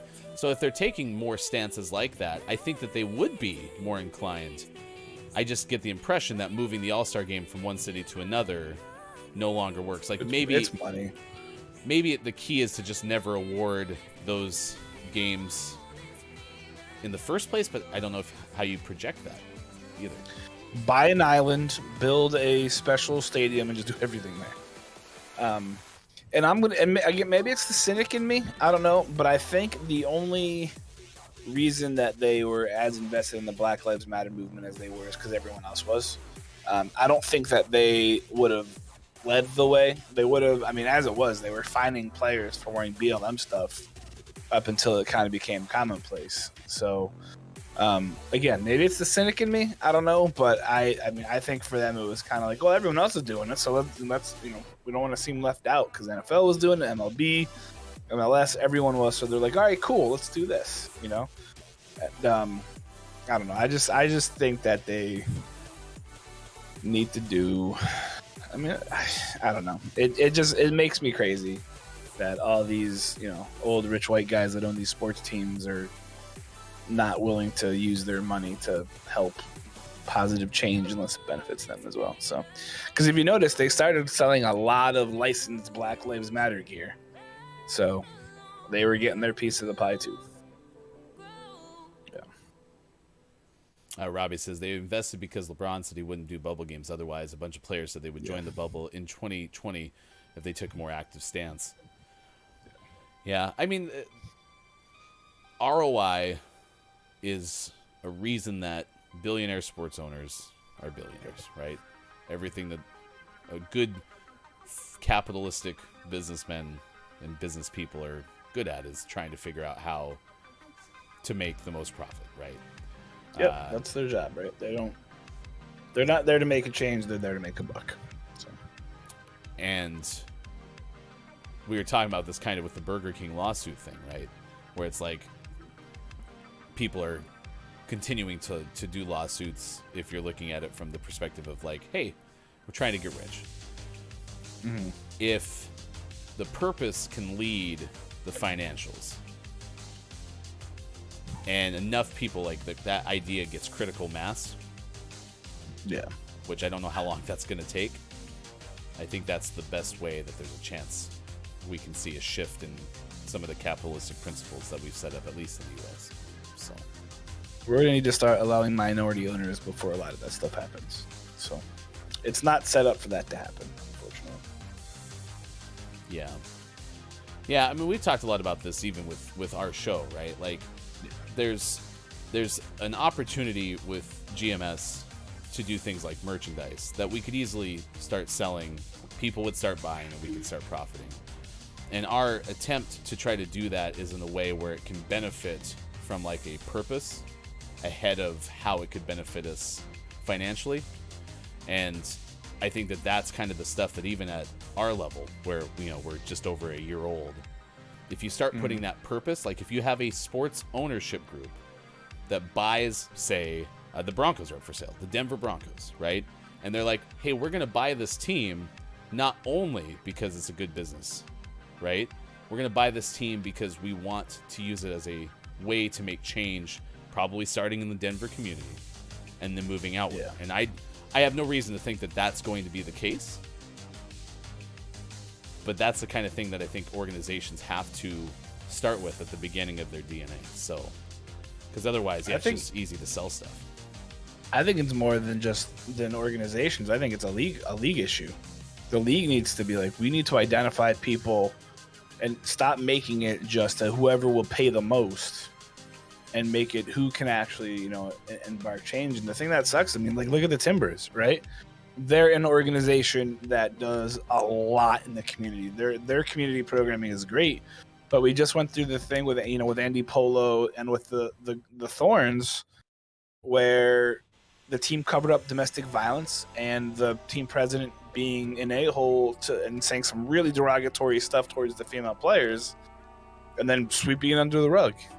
And then the young lady who sang the national anthem, who sang it for years, probably won't be invited back because she took a political stance. So, I mean, honestly, you're damned if you do, damned if you don't.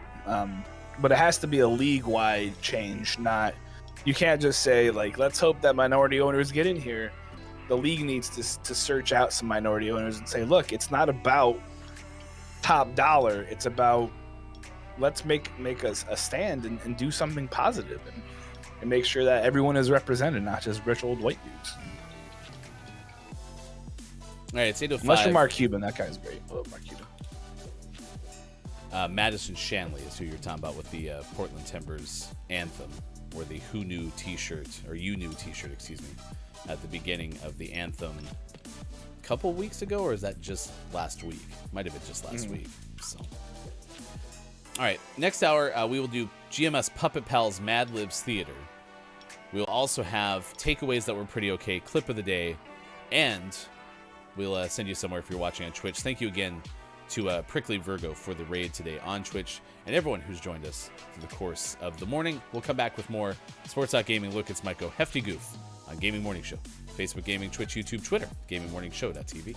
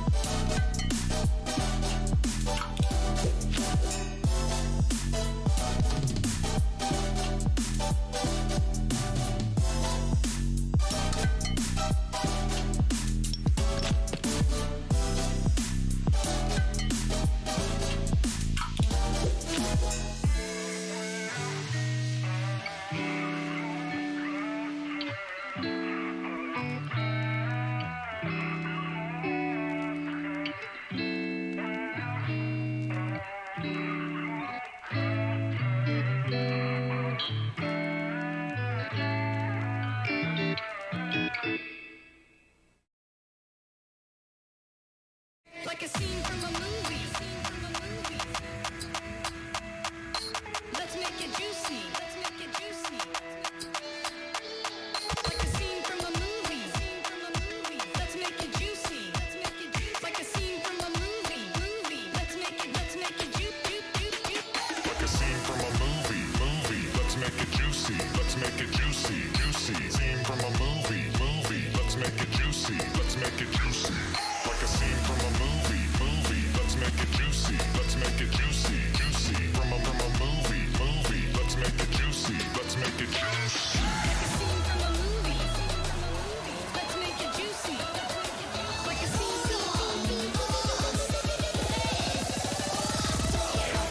And that is so juicy. Juicy.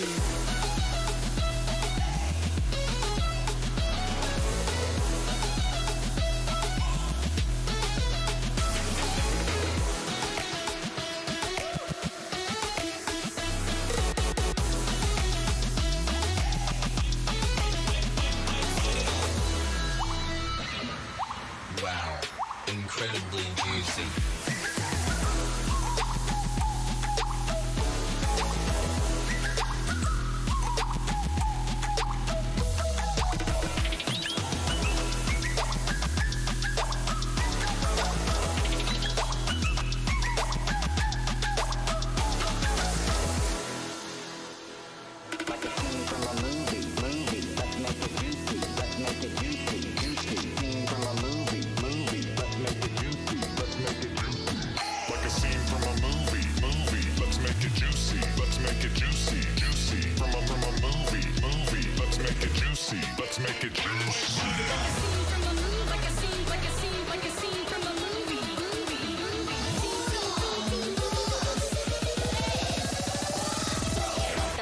That is so juicy.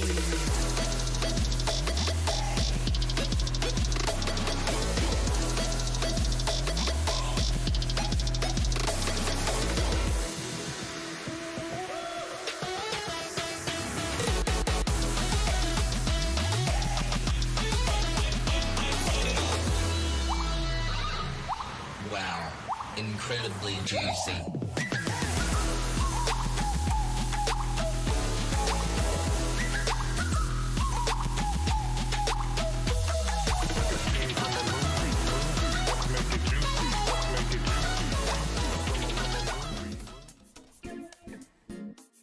Hi, I'm Bob from Gaming Morning Show.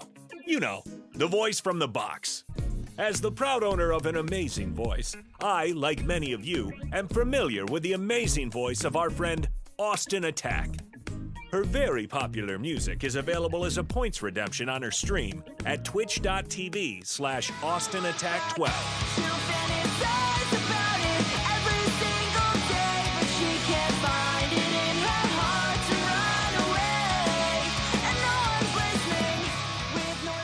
However, it is Austin's sound effects that are the real hidden gem.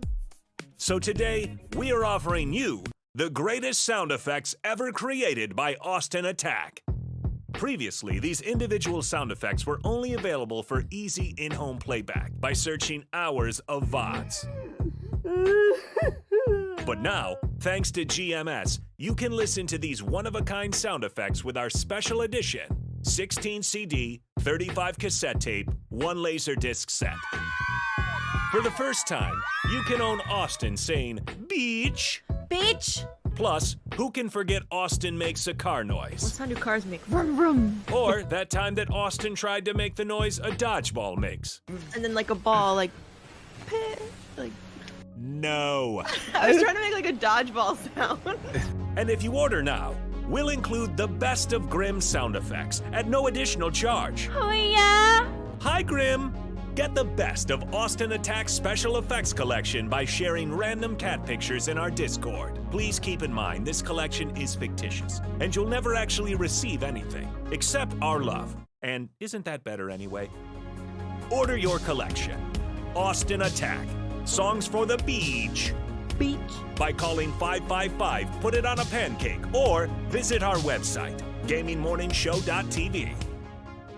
Our fulfillment department is standing by, which means you'll probably never see anything. They're so fired.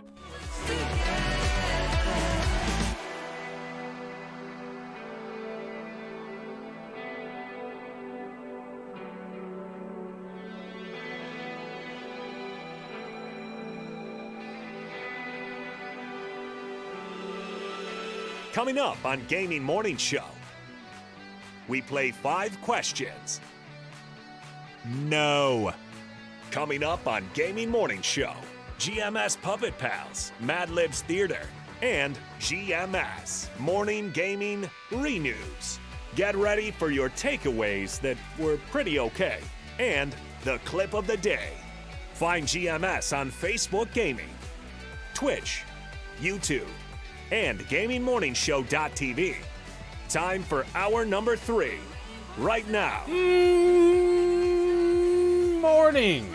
Gamer, welcome in. It's Gaming Morning Show, final hour as we move ahead on Thursday, April 7th, 2022. Thanks for being along for the ride on Facebook Gaming, Twitch, YouTube, Twitter Spaces, and at gamingmorningshow.tv. It's been a fabulous day today. It's National Burrito Day, National Coffee Cake Day, and National Beer Day.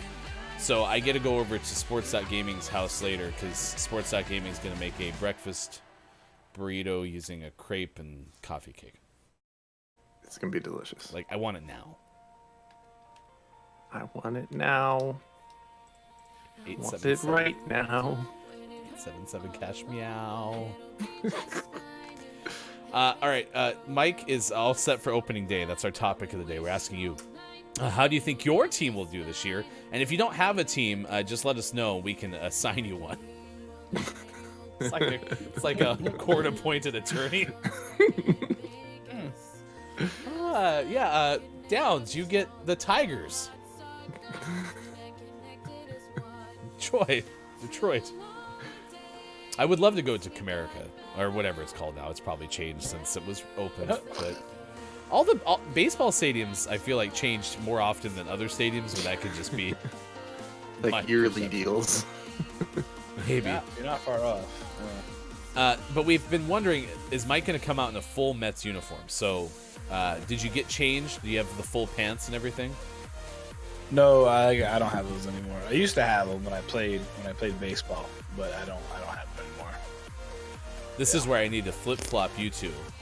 And then Sean can go get his baseball pants and cleats, and then you can do the opposite of what you did the other day. Where you flip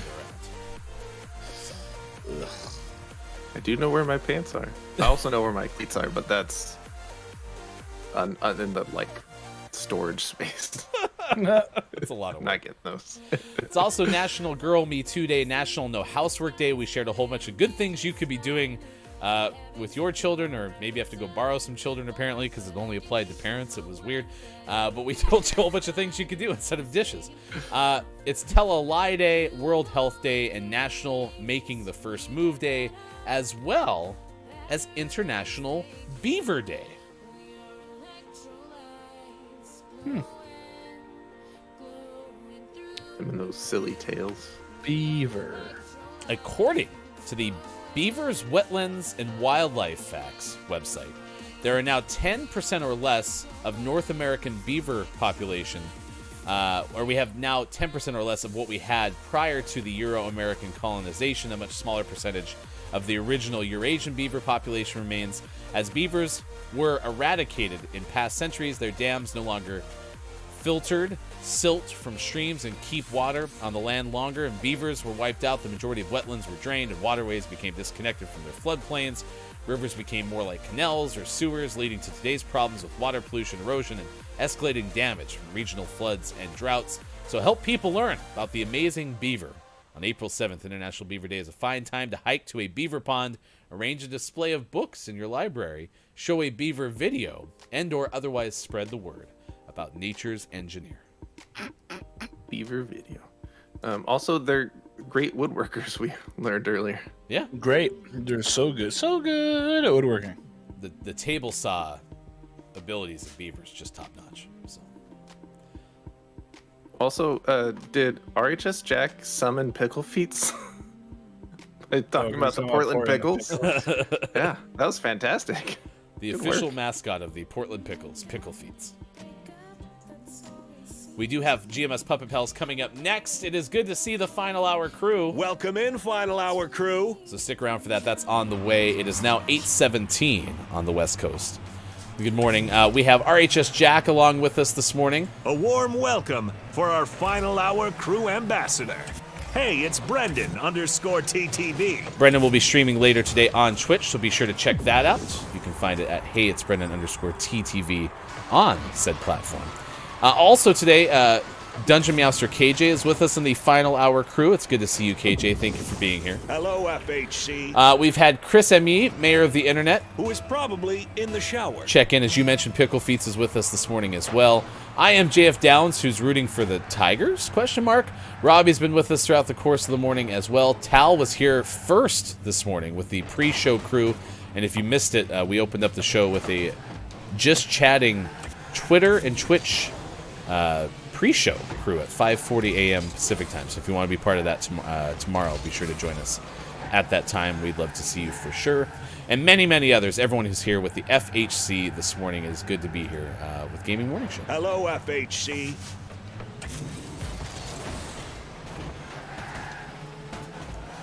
I saw that the longer season teams in the state of Oregon. So there's the Hops in Hillsboro. There's the Emeralds in Eugene. Their season starts like now. Yep. Because they were short season before, and so the games wouldn't start till June. But now we can go watch April baseball in Oregon. Well, I think it ends earlier for them too, to give them an opportunity for call-ups. Wah, wah. I mean, it's still fun to watch early season baseball. It is, but I wanted to be able Unless to watch you it all live the in way. one of those states where it's really cold. I wanted to watch it in August too. I want it all. Okay. We just give. You should write a very sternly worded letter. You want the burrito now, and you want baseball all the time. Sheesh. Listen, I'm going to Seattle to watch the Flames play this weekend. I'm as giddy as I possibly can be, but I also think I'm on like a live sports kick, and so I just want to watch more. Like, we drive back from Seattle on Sunday, and if we could leave early enough, we could also go watch the Hops play at like 4 o'clock. I want it all. Tried to use you to hit the ball, and it didn't work. Brenda goes, I love y'all. Whenever I'm in the pre-show crew, something has gone wrong. That night, pre-6 a.m. was invented by the devil. Along with glitter. Along with glitter? The devil's dandruff.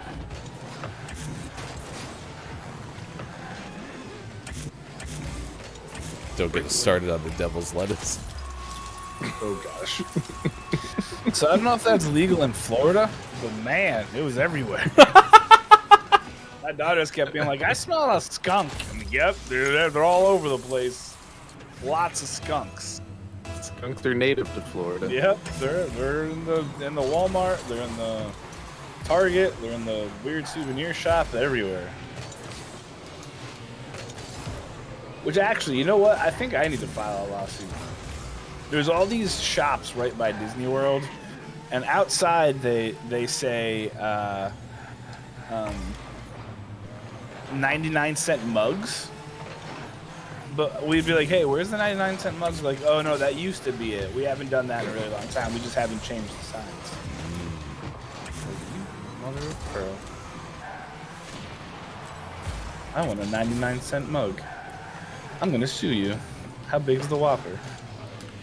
I do think I saw some sort of lawsuit pertaining to the change that Dollar Tree made, where most of their stuff now is $1.25.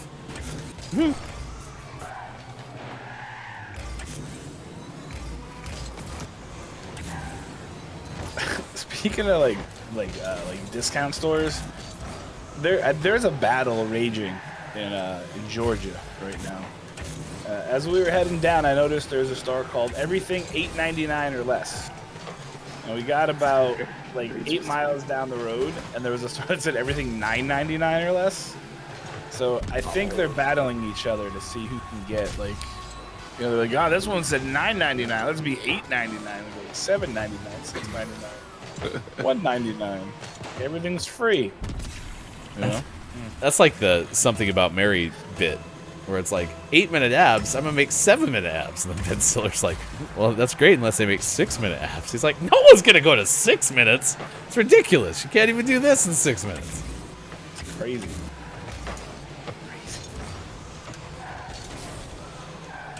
There's no way a 99-cent mug is any good, says Chris M.E. See, I actually disagree. If you go to a thrift store, there are a lot of 99-cent mugs. They're just wonderful. There's so many. I wanted a mug, and I didn't get one. I'm really sad. There's so many coffee mugs at thrift stores. There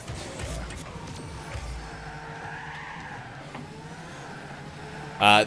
Well, they need to change their name. It's $1.25 free now. Or just add ish in there so you cover yourself for a while, you know? Yeah, is $3 still a dollar-ish? Sure. Ballpark. I'll be honest, I was surprised dollar stores could last as long as they did at $1. It's like as inflation got worse, instead of the prices getting higher, the quality of the items just got dropped. Yeah, you're not wrong. One of my favorite things to get at the dollar store are the candy bars and the soda, even though that's probably overpaying for.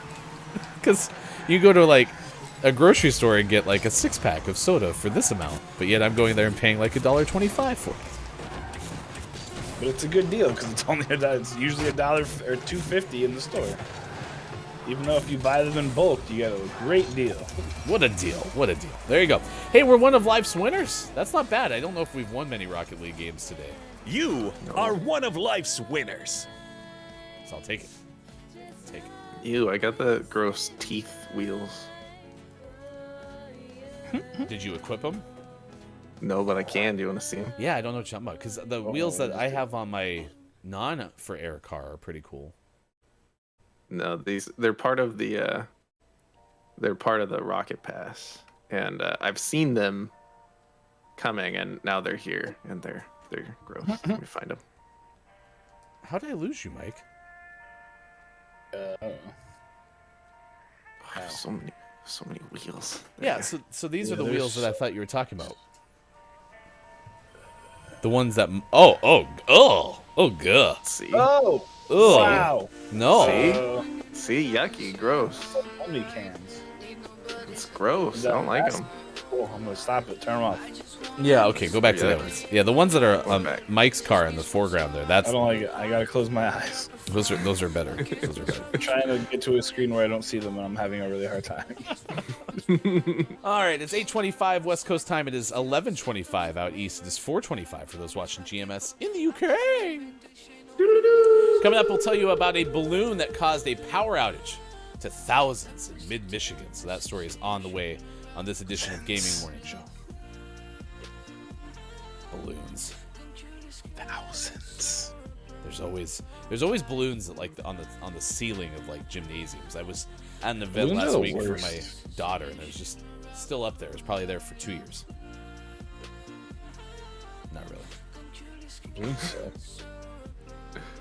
Let's do a GMS Puppet Pals Mad Libs Theater. If you've never been here for this before, we were gifted these wonderful GMS Puppet Pals from Mad Artisan Nate, and so we decided, well, what can we do with these? We're like, well, we could put on a puppet show. That makes sense. And so we have some of these on our YouTube page. If you're not subscribed to our YouTube page, please do so right now. We also have Horizon Forbidden West Part 18 coming out at noon Pacific time today. The penultimate, as Mike likes, or as Sean likes to say. Yeah, I don't say that. Any surprises? Any twists and turns? No, this next episode is kind of a cleanup episode. We do the 2 remaining cauldrons that we needed to do for a trophy. And then Saturday's episode is the last mission, which is pretty fantastic. So check it out. No, you check it out. Check a look. Check a look. All right, let's see. We have a Patreon wheel of names that I'll spin to get the name of who is going to pick our story title today, if they are in chat.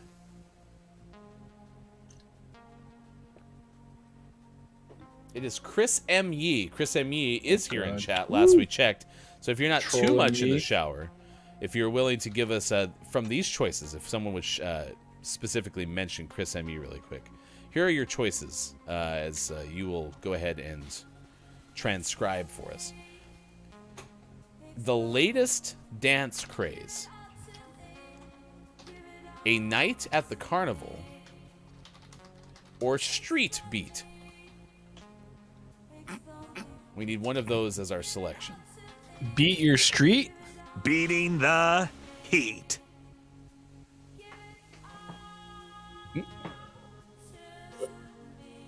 So Horse ME, where are you? Can you give us the latest dance craze, A Night at the Carnival, or a Street Beat? Which I think is kind of funny because they're all like repurposed. Right. The latest dance craze makes sense. A Night at the Museum, and Street Beat Your Meat. I mean, whoa, hold on, never mind. Beat Your Street. Oh no, you didn't mix it up the right way. Oh no, no, I'll just. Woo. Yeah. All right, so I rolled again. Playing the role of Chris M.E. today will be Kate Zaid. Kate Zaid, would you pick the latest dance craze, A Night at the Carnival, or Street Beat?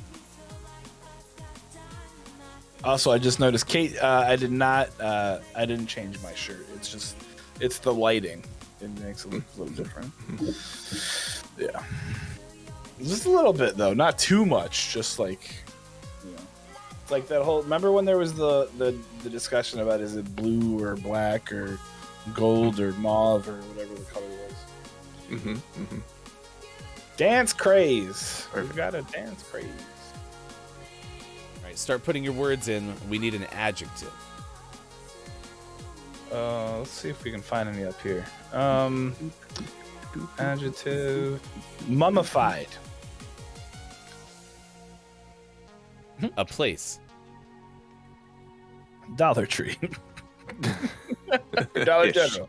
One of the two. Person in the room. KJ.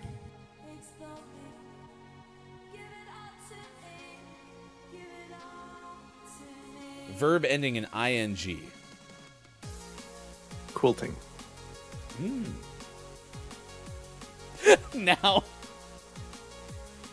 Noun. Teeth. Adjective. The Dollar Tree.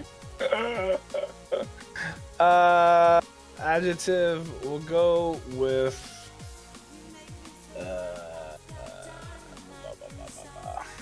Orange. Yeah, that works. Part of the body, plural. Elbows. Thanks, KJ. Part of the body. Oh no. Weenus. It's close to the elbow. Adjective. Starts with a W. Moist. Moist. Number. 69. There it is. Adjective.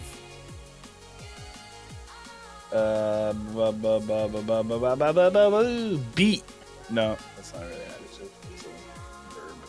Handsome. Adverb. Butts accordingly. I'm picking that one. Okay. Number. 5. Wow. Adjective. Slowly. Slow. Part of the body. Nose. You know this is going to be a good one because we have a lot of parts of the body. Plural Lots noun. of parts of the body. Plural noun. Bowling. Jellies. Part of the body. Holy cow. Man. Taint. No. Earlobe. Adverb. Oh, there was one in here. We had slow. slowly. So we did slow. We could do slowly. I thought we did slow and slowly. Yeah, we do slow and slow. An adjective. Big. Oh, okay. Oh, yikes. Okay. Get ready for it. This is going to be the latest dance craze as picked by Patreon subscriber Kate Zaid. If you would like to become a Patreon subscriber, you can go to patreon.com/gamingmorningshow. And we get set for the GMS Puppet Pals Mad Libs Theater. Cue the warm-up music. Let's see if the orchestra's ready. It's been a while since we've had a chance to do this all together. Ooh, they seem in good tone today. Wow. Why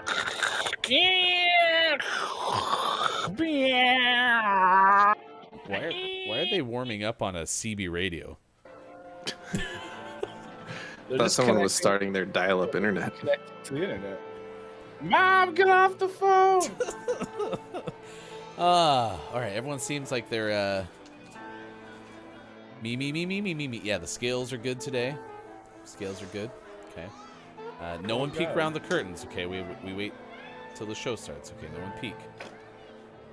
Hey, get back. Wait till everyone looks. Okay. Make sure you know where the stage is. It's important to know which. When I which do side that, of the you can see stage. Diego really well. Ooh. Oh, Nice yeah. tactic. Yes. We now know. That's the Diego cue. Diego Q. He's back. Places. 10 seconds. Thank you, 10 seconds. Ladies and Who's gentlemen, 10 seconds. everybody involved, get ready. It is time for GMS. Puppet Pals Mad Libs Theater. Do, do, do,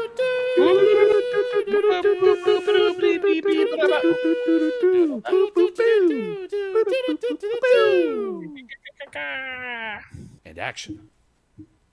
Have you heard about the mummified dance craze sweeping the Dollar Tree? I thought it was the Diller Tree. It's called the KJ. Slip on your quilting shoes. Turn up the speakers on your eye teeth. Gross. And let's master the moves that put this orange dance on the map. Put your hands on your elbows, stomp your weenit, and strike a moist pose. What the? Take 69 handsome steps to the left. Spin butts accordingly. Then take 5 slow steps to the right. Take it back now, y'all. Sorry. Throw your nose into the air and sway your jellies from side to side. For the big finish, stick out your earlobe and wiggle it slowly. Repeat all of these bug steps until the song is over. And there's your GMS Puppet Pals Mad Libs Theater.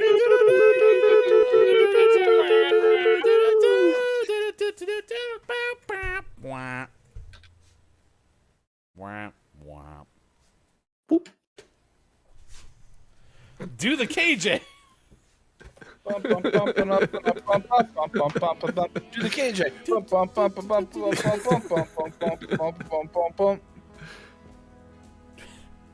Your jellies side to side. I'm swelling. I'm swinging my jelly. I to tell you something.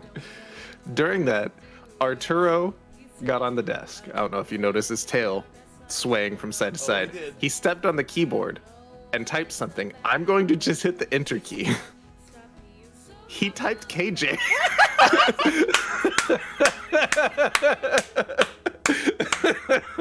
Oh no.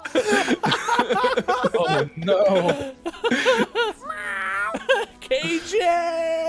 Oh no, we're all in trouble. He knows.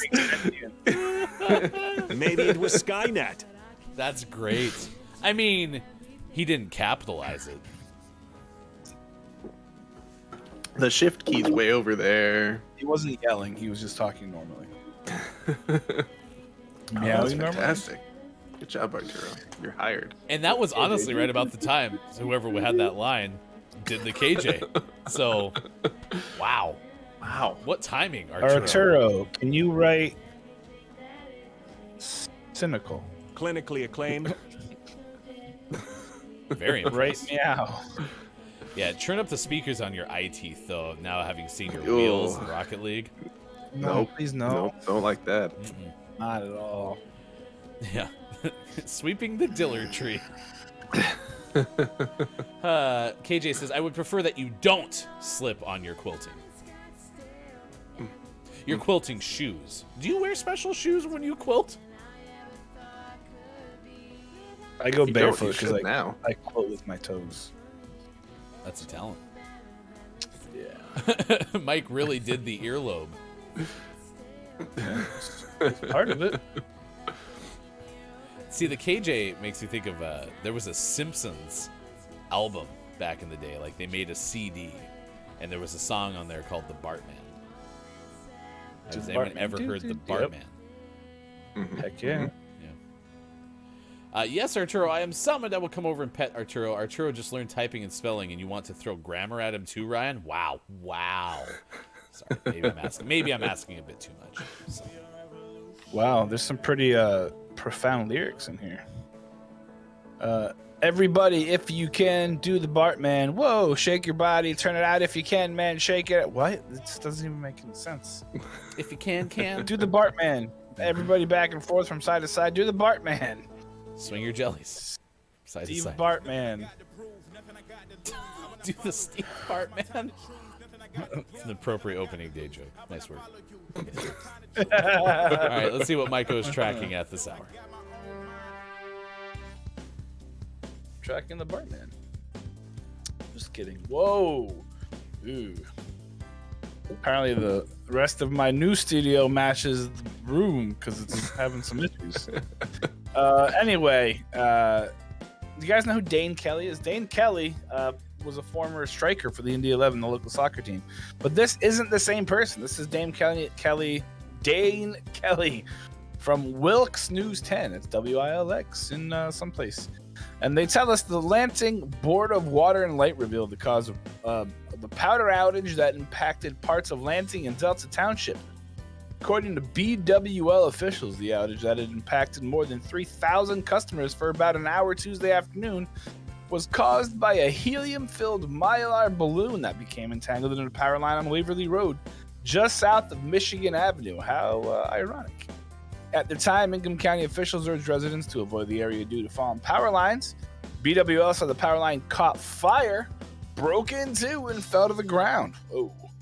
Mylar balloons often have a shiny coating that can contain aluminum, making the balloon able to conduct electricity. Entangled in power lines, these balloons can cause fires in fallen power lines. This incident, while rare, is a good reminder that Mylar balloons can be hazardous if they get caught in a power line. We encourage area residents to be aware that these potential hazards and to avoid releasing Mylar balloons outdoors, especially near power lines, said General Manager Dick Peffley. Anytime a live power line is down, it creates a significant safety hazard both to public and to BWL's employees responding to the incident. Stay away from down power lines and report them to BWL immediately so we can secure the area around the power line and get it repaired as quickly as possible. Yeah, way to go, guys. Don't release Mylar balloons in near power lines or ever at all, please, or any balloons, because they're bad. Back to you. Thank you, Mike. The balloons don't just fly into space? Nope, they sure don't. They fly into an area where they then fall, and then a cow eats it, and then the cow turns into a balloon. And that's how balloons are made. Then they poop it out or die. Circle of life. Usually die. Yikes. Yeah. Chris Ickey's here. Hello, FHC. Thank you for being here with the Final Hour crew. Hello, FHC. As Chrissy shows up, we have to say goodbye to one of our own. Sean has to go do things. Yeah, it's time. Like make us coffee cake crepe burritos.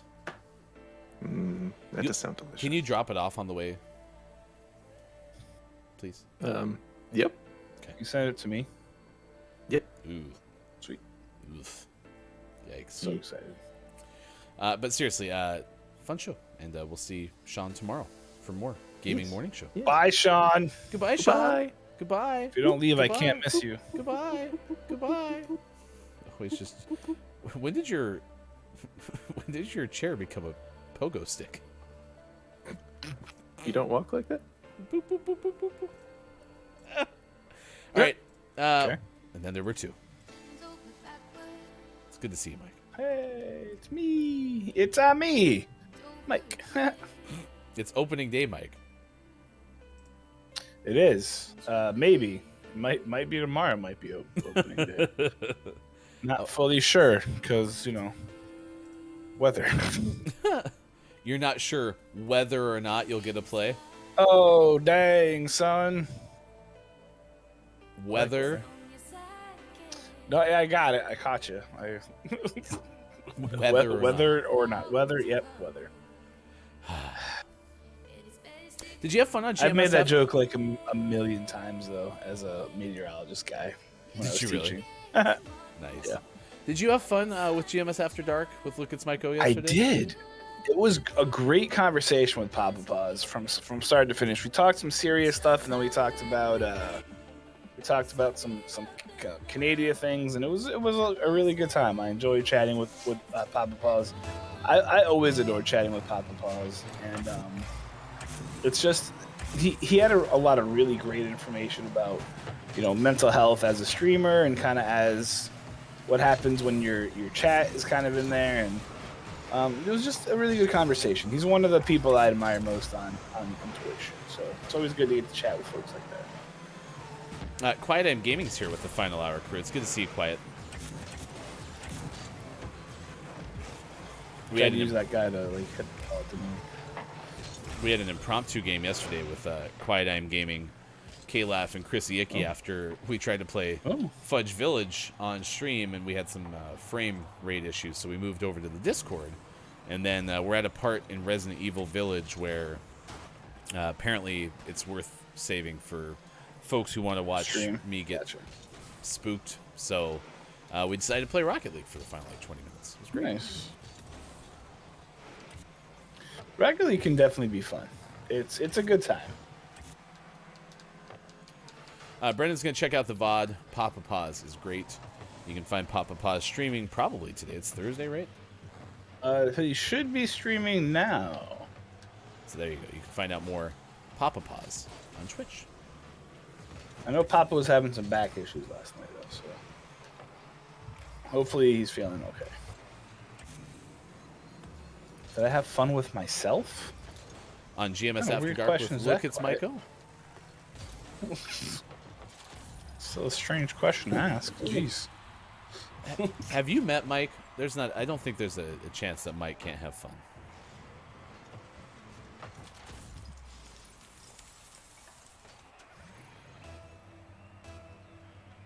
Sorry.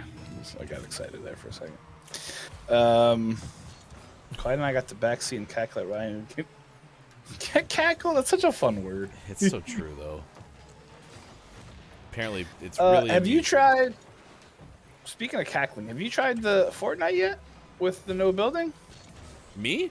No. I haven't had much time to turn on the old PlayStation, except for maybe on Friday nights. Okay. So maybe on a Friday night I could give it a shot because I have it installed, and every time we get done with the show, I go through and make sure that Apex is updated and that Fortnite is updated so that I don't get to the point where it's like, okay, I have time to play, and it's like, sorry, there's an update. Do you know that today's not Friday? I know. We could try it on Friday night. I think it's because of the coming back thing this week, but like I've been off on my days really hard. Like not like thinking it's the wrong day. Like Tuesday, I thought it was Wednesday. Yesterday, I thought it was Thursday. Today, I don't know what day it is. Is it June? Today is Thursday, April 7th, 2022. Still 2022? What the heck? Just kidding. I'm telling you that first quarter of 2022 went really fast in my mind.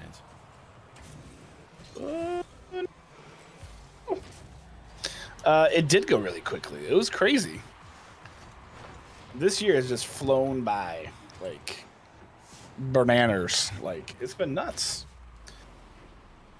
Chris M. says, sorry I wasn't on Discord. Mike and I had a Marvel. Oh yeah, Mike told us all about M. Night Shyamalan last night. Oh, that guy! What a jerk! I stole my goal. It's Moon Knight's full name, I'm told. Have it on good authority. Yeah, no, it was great. It was. If you have not seen Moon Knight, So here's the great thing, right? If you're not a Marvel fan, that's okay.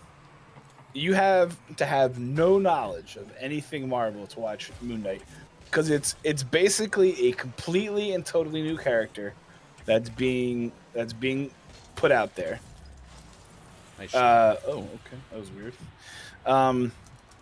So you don't need to know anything about like the Avengers or any of that stuff. You don't need to know anything. You can come into this brand new. It doesn't talk about the Avengers, doesn't talk about anything in canon.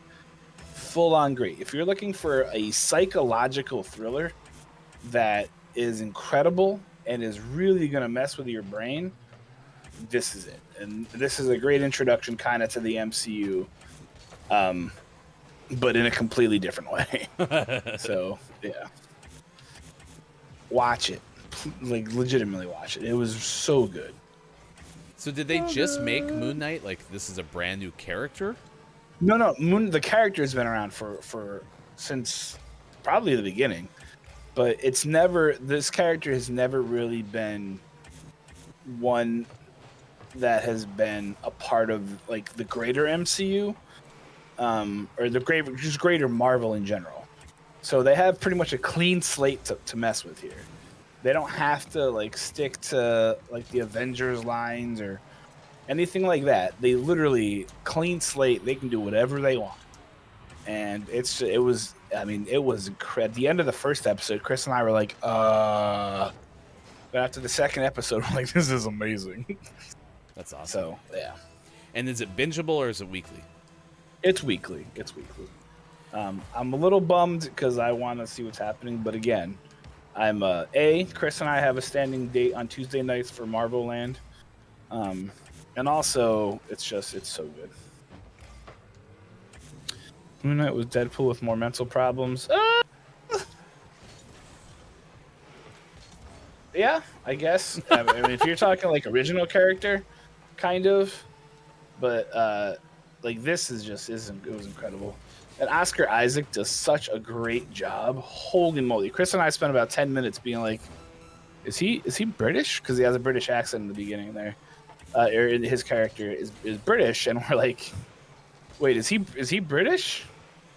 So it's really good.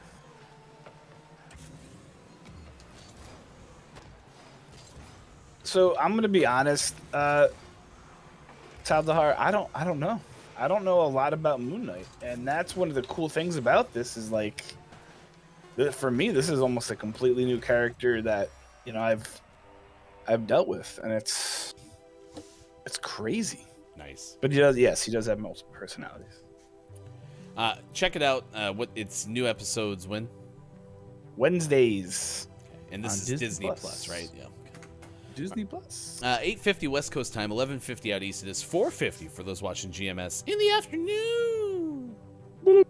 Thanks everyone who was here for the pre-show Twitch and Twitter look-in, if you will, the just chatting segment. We'll do that again tomorrow, 5:40 a.m. Pacific time, with the pre-show crew, the likes of I Am Jeff Downs, Scott Chick, Kate Zaid, and today it was Tal who opened up the show. So thank you for being here wire to wire, Tal. We certainly appreciate that, and everyone who's been here with the final hour crew as well. First, we will be back tomorrow as we are Monday through Friday, 6 to 9 a.m. Pacific time on Facebook Gaming, Twitch, YouTube, Twitter, GamingMorningShow.tv. Go to our YouTube page today and subscribe, if you would please, at noon Pacific time. YouTube exclusive GMS Plays Horizon Forbidden West moves to episode 18. It is the penultimate episode. And then be sure to follow Sports.Gaming on Twitter and in Discord because we have news about what the next iteration, I guess, of GMS Plays will be. In addition to, of course, Fudge Village, because now we get to find out what that thing was that everybody's been talking about. Yikes. Big thanks to our Patreon subs celebrating subiversaries again. That Jeff MT, Kim Chica, Dungeon Meowster, KJ, Papa Paws, who was again guest yesterday on GMS After Dark with Luke and Smike O, Mad Artisan, Superphonic, Grim Toga, 5 Still, Incantasia, Hofbrew, Culty Vibes, Chris M.E., Digital Dot Games, and Kikilo. Thank you so much. If you'd like to become a Patreon subscriber, you can go to patreon.com/gamingmorningshow. All right, takeaways that were pretty okay, chat. We'll have those coming up. We'll also name our Billy Thundergun Teammate of the Match Award winner. in just a bit. Right now, it's time to get the video game headlines of the day. We do this every single show in the 6 o'clock hour. If you missed any of them, you can find them on our Twitter. Just search the hashtag GMS Morning Gaming News. Here's Vice video game expert. Look, it's Mike O with your re-news. What's up?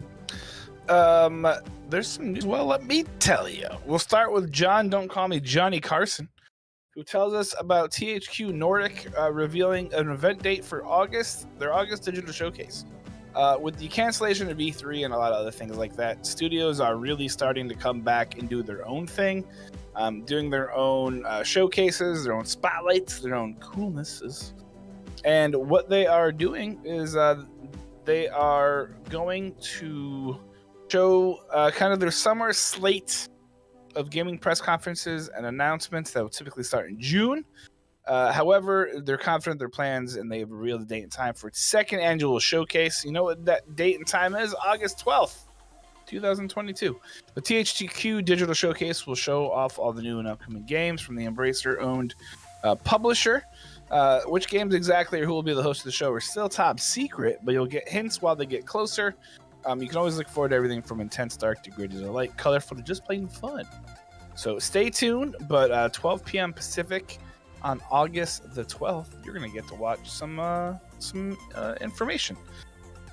Which brings us to our next friend, Max Payne.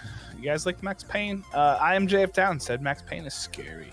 And said there's, according to Ethan Gotch from Kotaku, Remedy is remaking Max Payne 1 and 2 inside Control Engine. So film noir sad sack Max Payne, which is a great way to describe him, is getting his due with a full remake of the first two games. The new compilation will include both Max Payne and Max Payne 2, The Fall of Max, to be exclusive to PS5, Xbox Series S and X, and the PC, so next-gen kind of stuff. Remakes of the PS2 era games are part of a new publishing agreement with Grand Theft Auto maker Rockstar Games. Remedy will develop the games using its proprietary Northlight game engine, which made 2019's excellent thriller Control, while Rockstar will fund the production. So that's pretty cool. Max Payne games get mixed together with crime noir tropes, and it'll be pretty cool to see them remake it.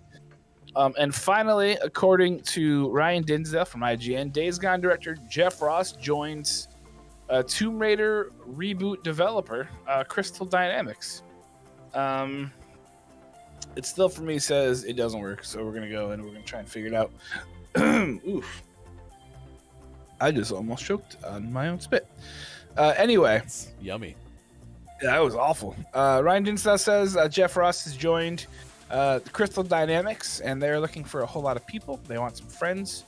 So if you are looking for a job, there's like 8,742 jobs posted to kind of become a part of that studio and help with the Tomb Raider. So there's a lot of really cool stuff you can see. At some point, we'll post the link when I find it again, and you can get all the information. If you are able to do one of the 7,846 jobs that they post, go ahead and send them your resume and maybe some pizza. I don't know. All right, so there's some games out today. I don't know if you knew that. Let's get to this list. BB and Tina, New Adventures with Horses on the Switch. Cars, puzzle games, funny car and trucks. Preschool jigsaw education learning puzzle games for babies, kids, and toddlers on the Switch. Chinatown Detective Agency on the Xbox One, Switch, and PC. Chrono Cross, the Radical Dreamers Edition, available on the PS4, Xbox One, Switch, and PC. Escato is available on the PS4. Floating Farmer on the Switch. Forgive Me, Father on the PC. Godfall Ultimate Edition on the Xbox Series XS, One, and PC. Happy Humble Burger Farm available on the Switch. Janitor Bleeds, Xbox One and the PC. Comb Banera, available on the PS4, Xbox One, Switch, and PC. Makoko X on the Switch and PC. Radioactive Dwarves Evil from the Sewer Switch. Red, White, Yellow Zingers on the Switch. Road Maintenance Simulator, so you want to be a road maintenance worker, available on the PS5, PS4, Xbox Series S, X, One, and PC. Sherlock Holmes, The Devil's Daughter, available on the Switch. Slipstream on the PS4, Xbox One, and Switch. Spinogram, available on Switch. House of the Dead Remake on Switch. The Last Friend Switch. Traditional Braves on the Switch. And for our most prestigious award thing that happens in the mornings at the very end, the name of the morning and the thing, Whiskey and Zombies, available on the PS5, 4 Xbox Series X, S, and the Xbox One. but not the 360. There you Whiskey and zombies. go. Two things that are great. It's like I'm good at two things: drinking whiskey, shooting zombies. But now I'm tired, so I'm gonna take a nap. Hashtag GMS name of the morning. Our Billy Thundergun Award winner, I mean, you can't go through a whole GMS Puppet Pals Mad Libs Theater and not only have a dance named after you, but then you have a cat just type in your name. Meow. That's nuts. Pretty impressive. Dungeon Master KJ is our Billy Thundergun Teammate of the Match Award winner today. Billy Thundergun Teammate of the Match Award. Very impressed, very impressed. Nice show by many, many of you. Superphonic is here. Hello, FHC. It is good to see you. Let's go ahead and move to the clip of the day. The clip of the day. Hey, look, it's the clip of the day. With this list. And instead spend a half hour or an hour reading up on the basics of saving for college. Maybe, just maybe, you even open an account today, which can always start funding and contributing to later. But that involves contributing money, so they've already lied. You don't have to contribute money, but contribute money. I would like to open up a savings account. How much are you going to put in it? Nothing. That's not how. Nope. The list told me I could. No, Now give me interest, please. Give me 100% interest. On zero, yes. I'm interested in you Still putting have money zero. in this account, please. Perfect. I'd like to save. Can I borrow some money? Do you guys accept belly-to-belly hugs as payment? No, just stand up with me, bank teller. Dude, that'll be good. Oh, no. Let's get our breathing in sync. We learned a lot of things to do today other than housework, didn't we? There's a lot. In the last break, I tried to do the belly-to-belly hug thing with Megan, and she said no. What? She said, that sounds weird, which is fair. All right. Well, if you missed it, meetfabric.com apparently is the place to go. If you're looking for 10 things to do that are not housework, you also have to apparently borrow some children for most of these. Mm-hmm. You should Or just go and them. ask people if they want to do a belly-to-belly hug to get in sync. You can listen to Bye Bye Bye. Bye, bye, bye. Belly, All right. belly, belly. Thank you for being here. What are your takeaways, chat, that are pretty okay? What is something you learned from today's show? And then if you're watching on Twitch, we're going to send you over to Becca Plays. Goes by B, mostly stream myself playing Apex Legends, doing art, or just chatting, has commissions and those kind of things if you're looking for art. It would make my day if you stuck around playing, well, right now just chatting. So we'll go say good morning from GMS. I don't know what I'm doing, but I have coffee, which is never a bad thing, right? And then we'll be back tomorrow. As I mentioned, the pre-show Just Chatting segment, 5:40 a.m. Pacific time. And then we'll start Gaming Morning Show as we do, Monday through Friday, 6 to 9 a.m. Pacific time on these same platforms, Facebook Gaming, Twitch, YouTube, Twitter Spaces, and GamingMorningShow.tv. Look, it's Mike O. What is your takeaway that was pretty okay? That the Mets season opener will happen sometime between right now and tomorrow. Guaranteed. Maybe. Guaranteed, maybe. Sometimes. KJ, takeaway, Arturo is learning how to type and also possible sends me text messages so he can have on-demand pets. It's all starting. Interesting. All starting. Meow. Chris M.E., my takeaway is that KJ is a Dodger fan now. Congratulations. Yeah. If you don't have a baseball team, since it's opening day, one will be assigned for you at the door. So. Chris M.E. says, I don't think NSYNC will hug you. So Joey Fatone's going to be at the Indiana Comic-Con, and part of me is tempted to go get a hug from Joey. I'm going to clip this right now, and you can use it as proof as to why we need this to happen. My takeaway that's pretty okay is Mike O has only half of a jersey, as opposed to a full jersey. So true. It's too bad.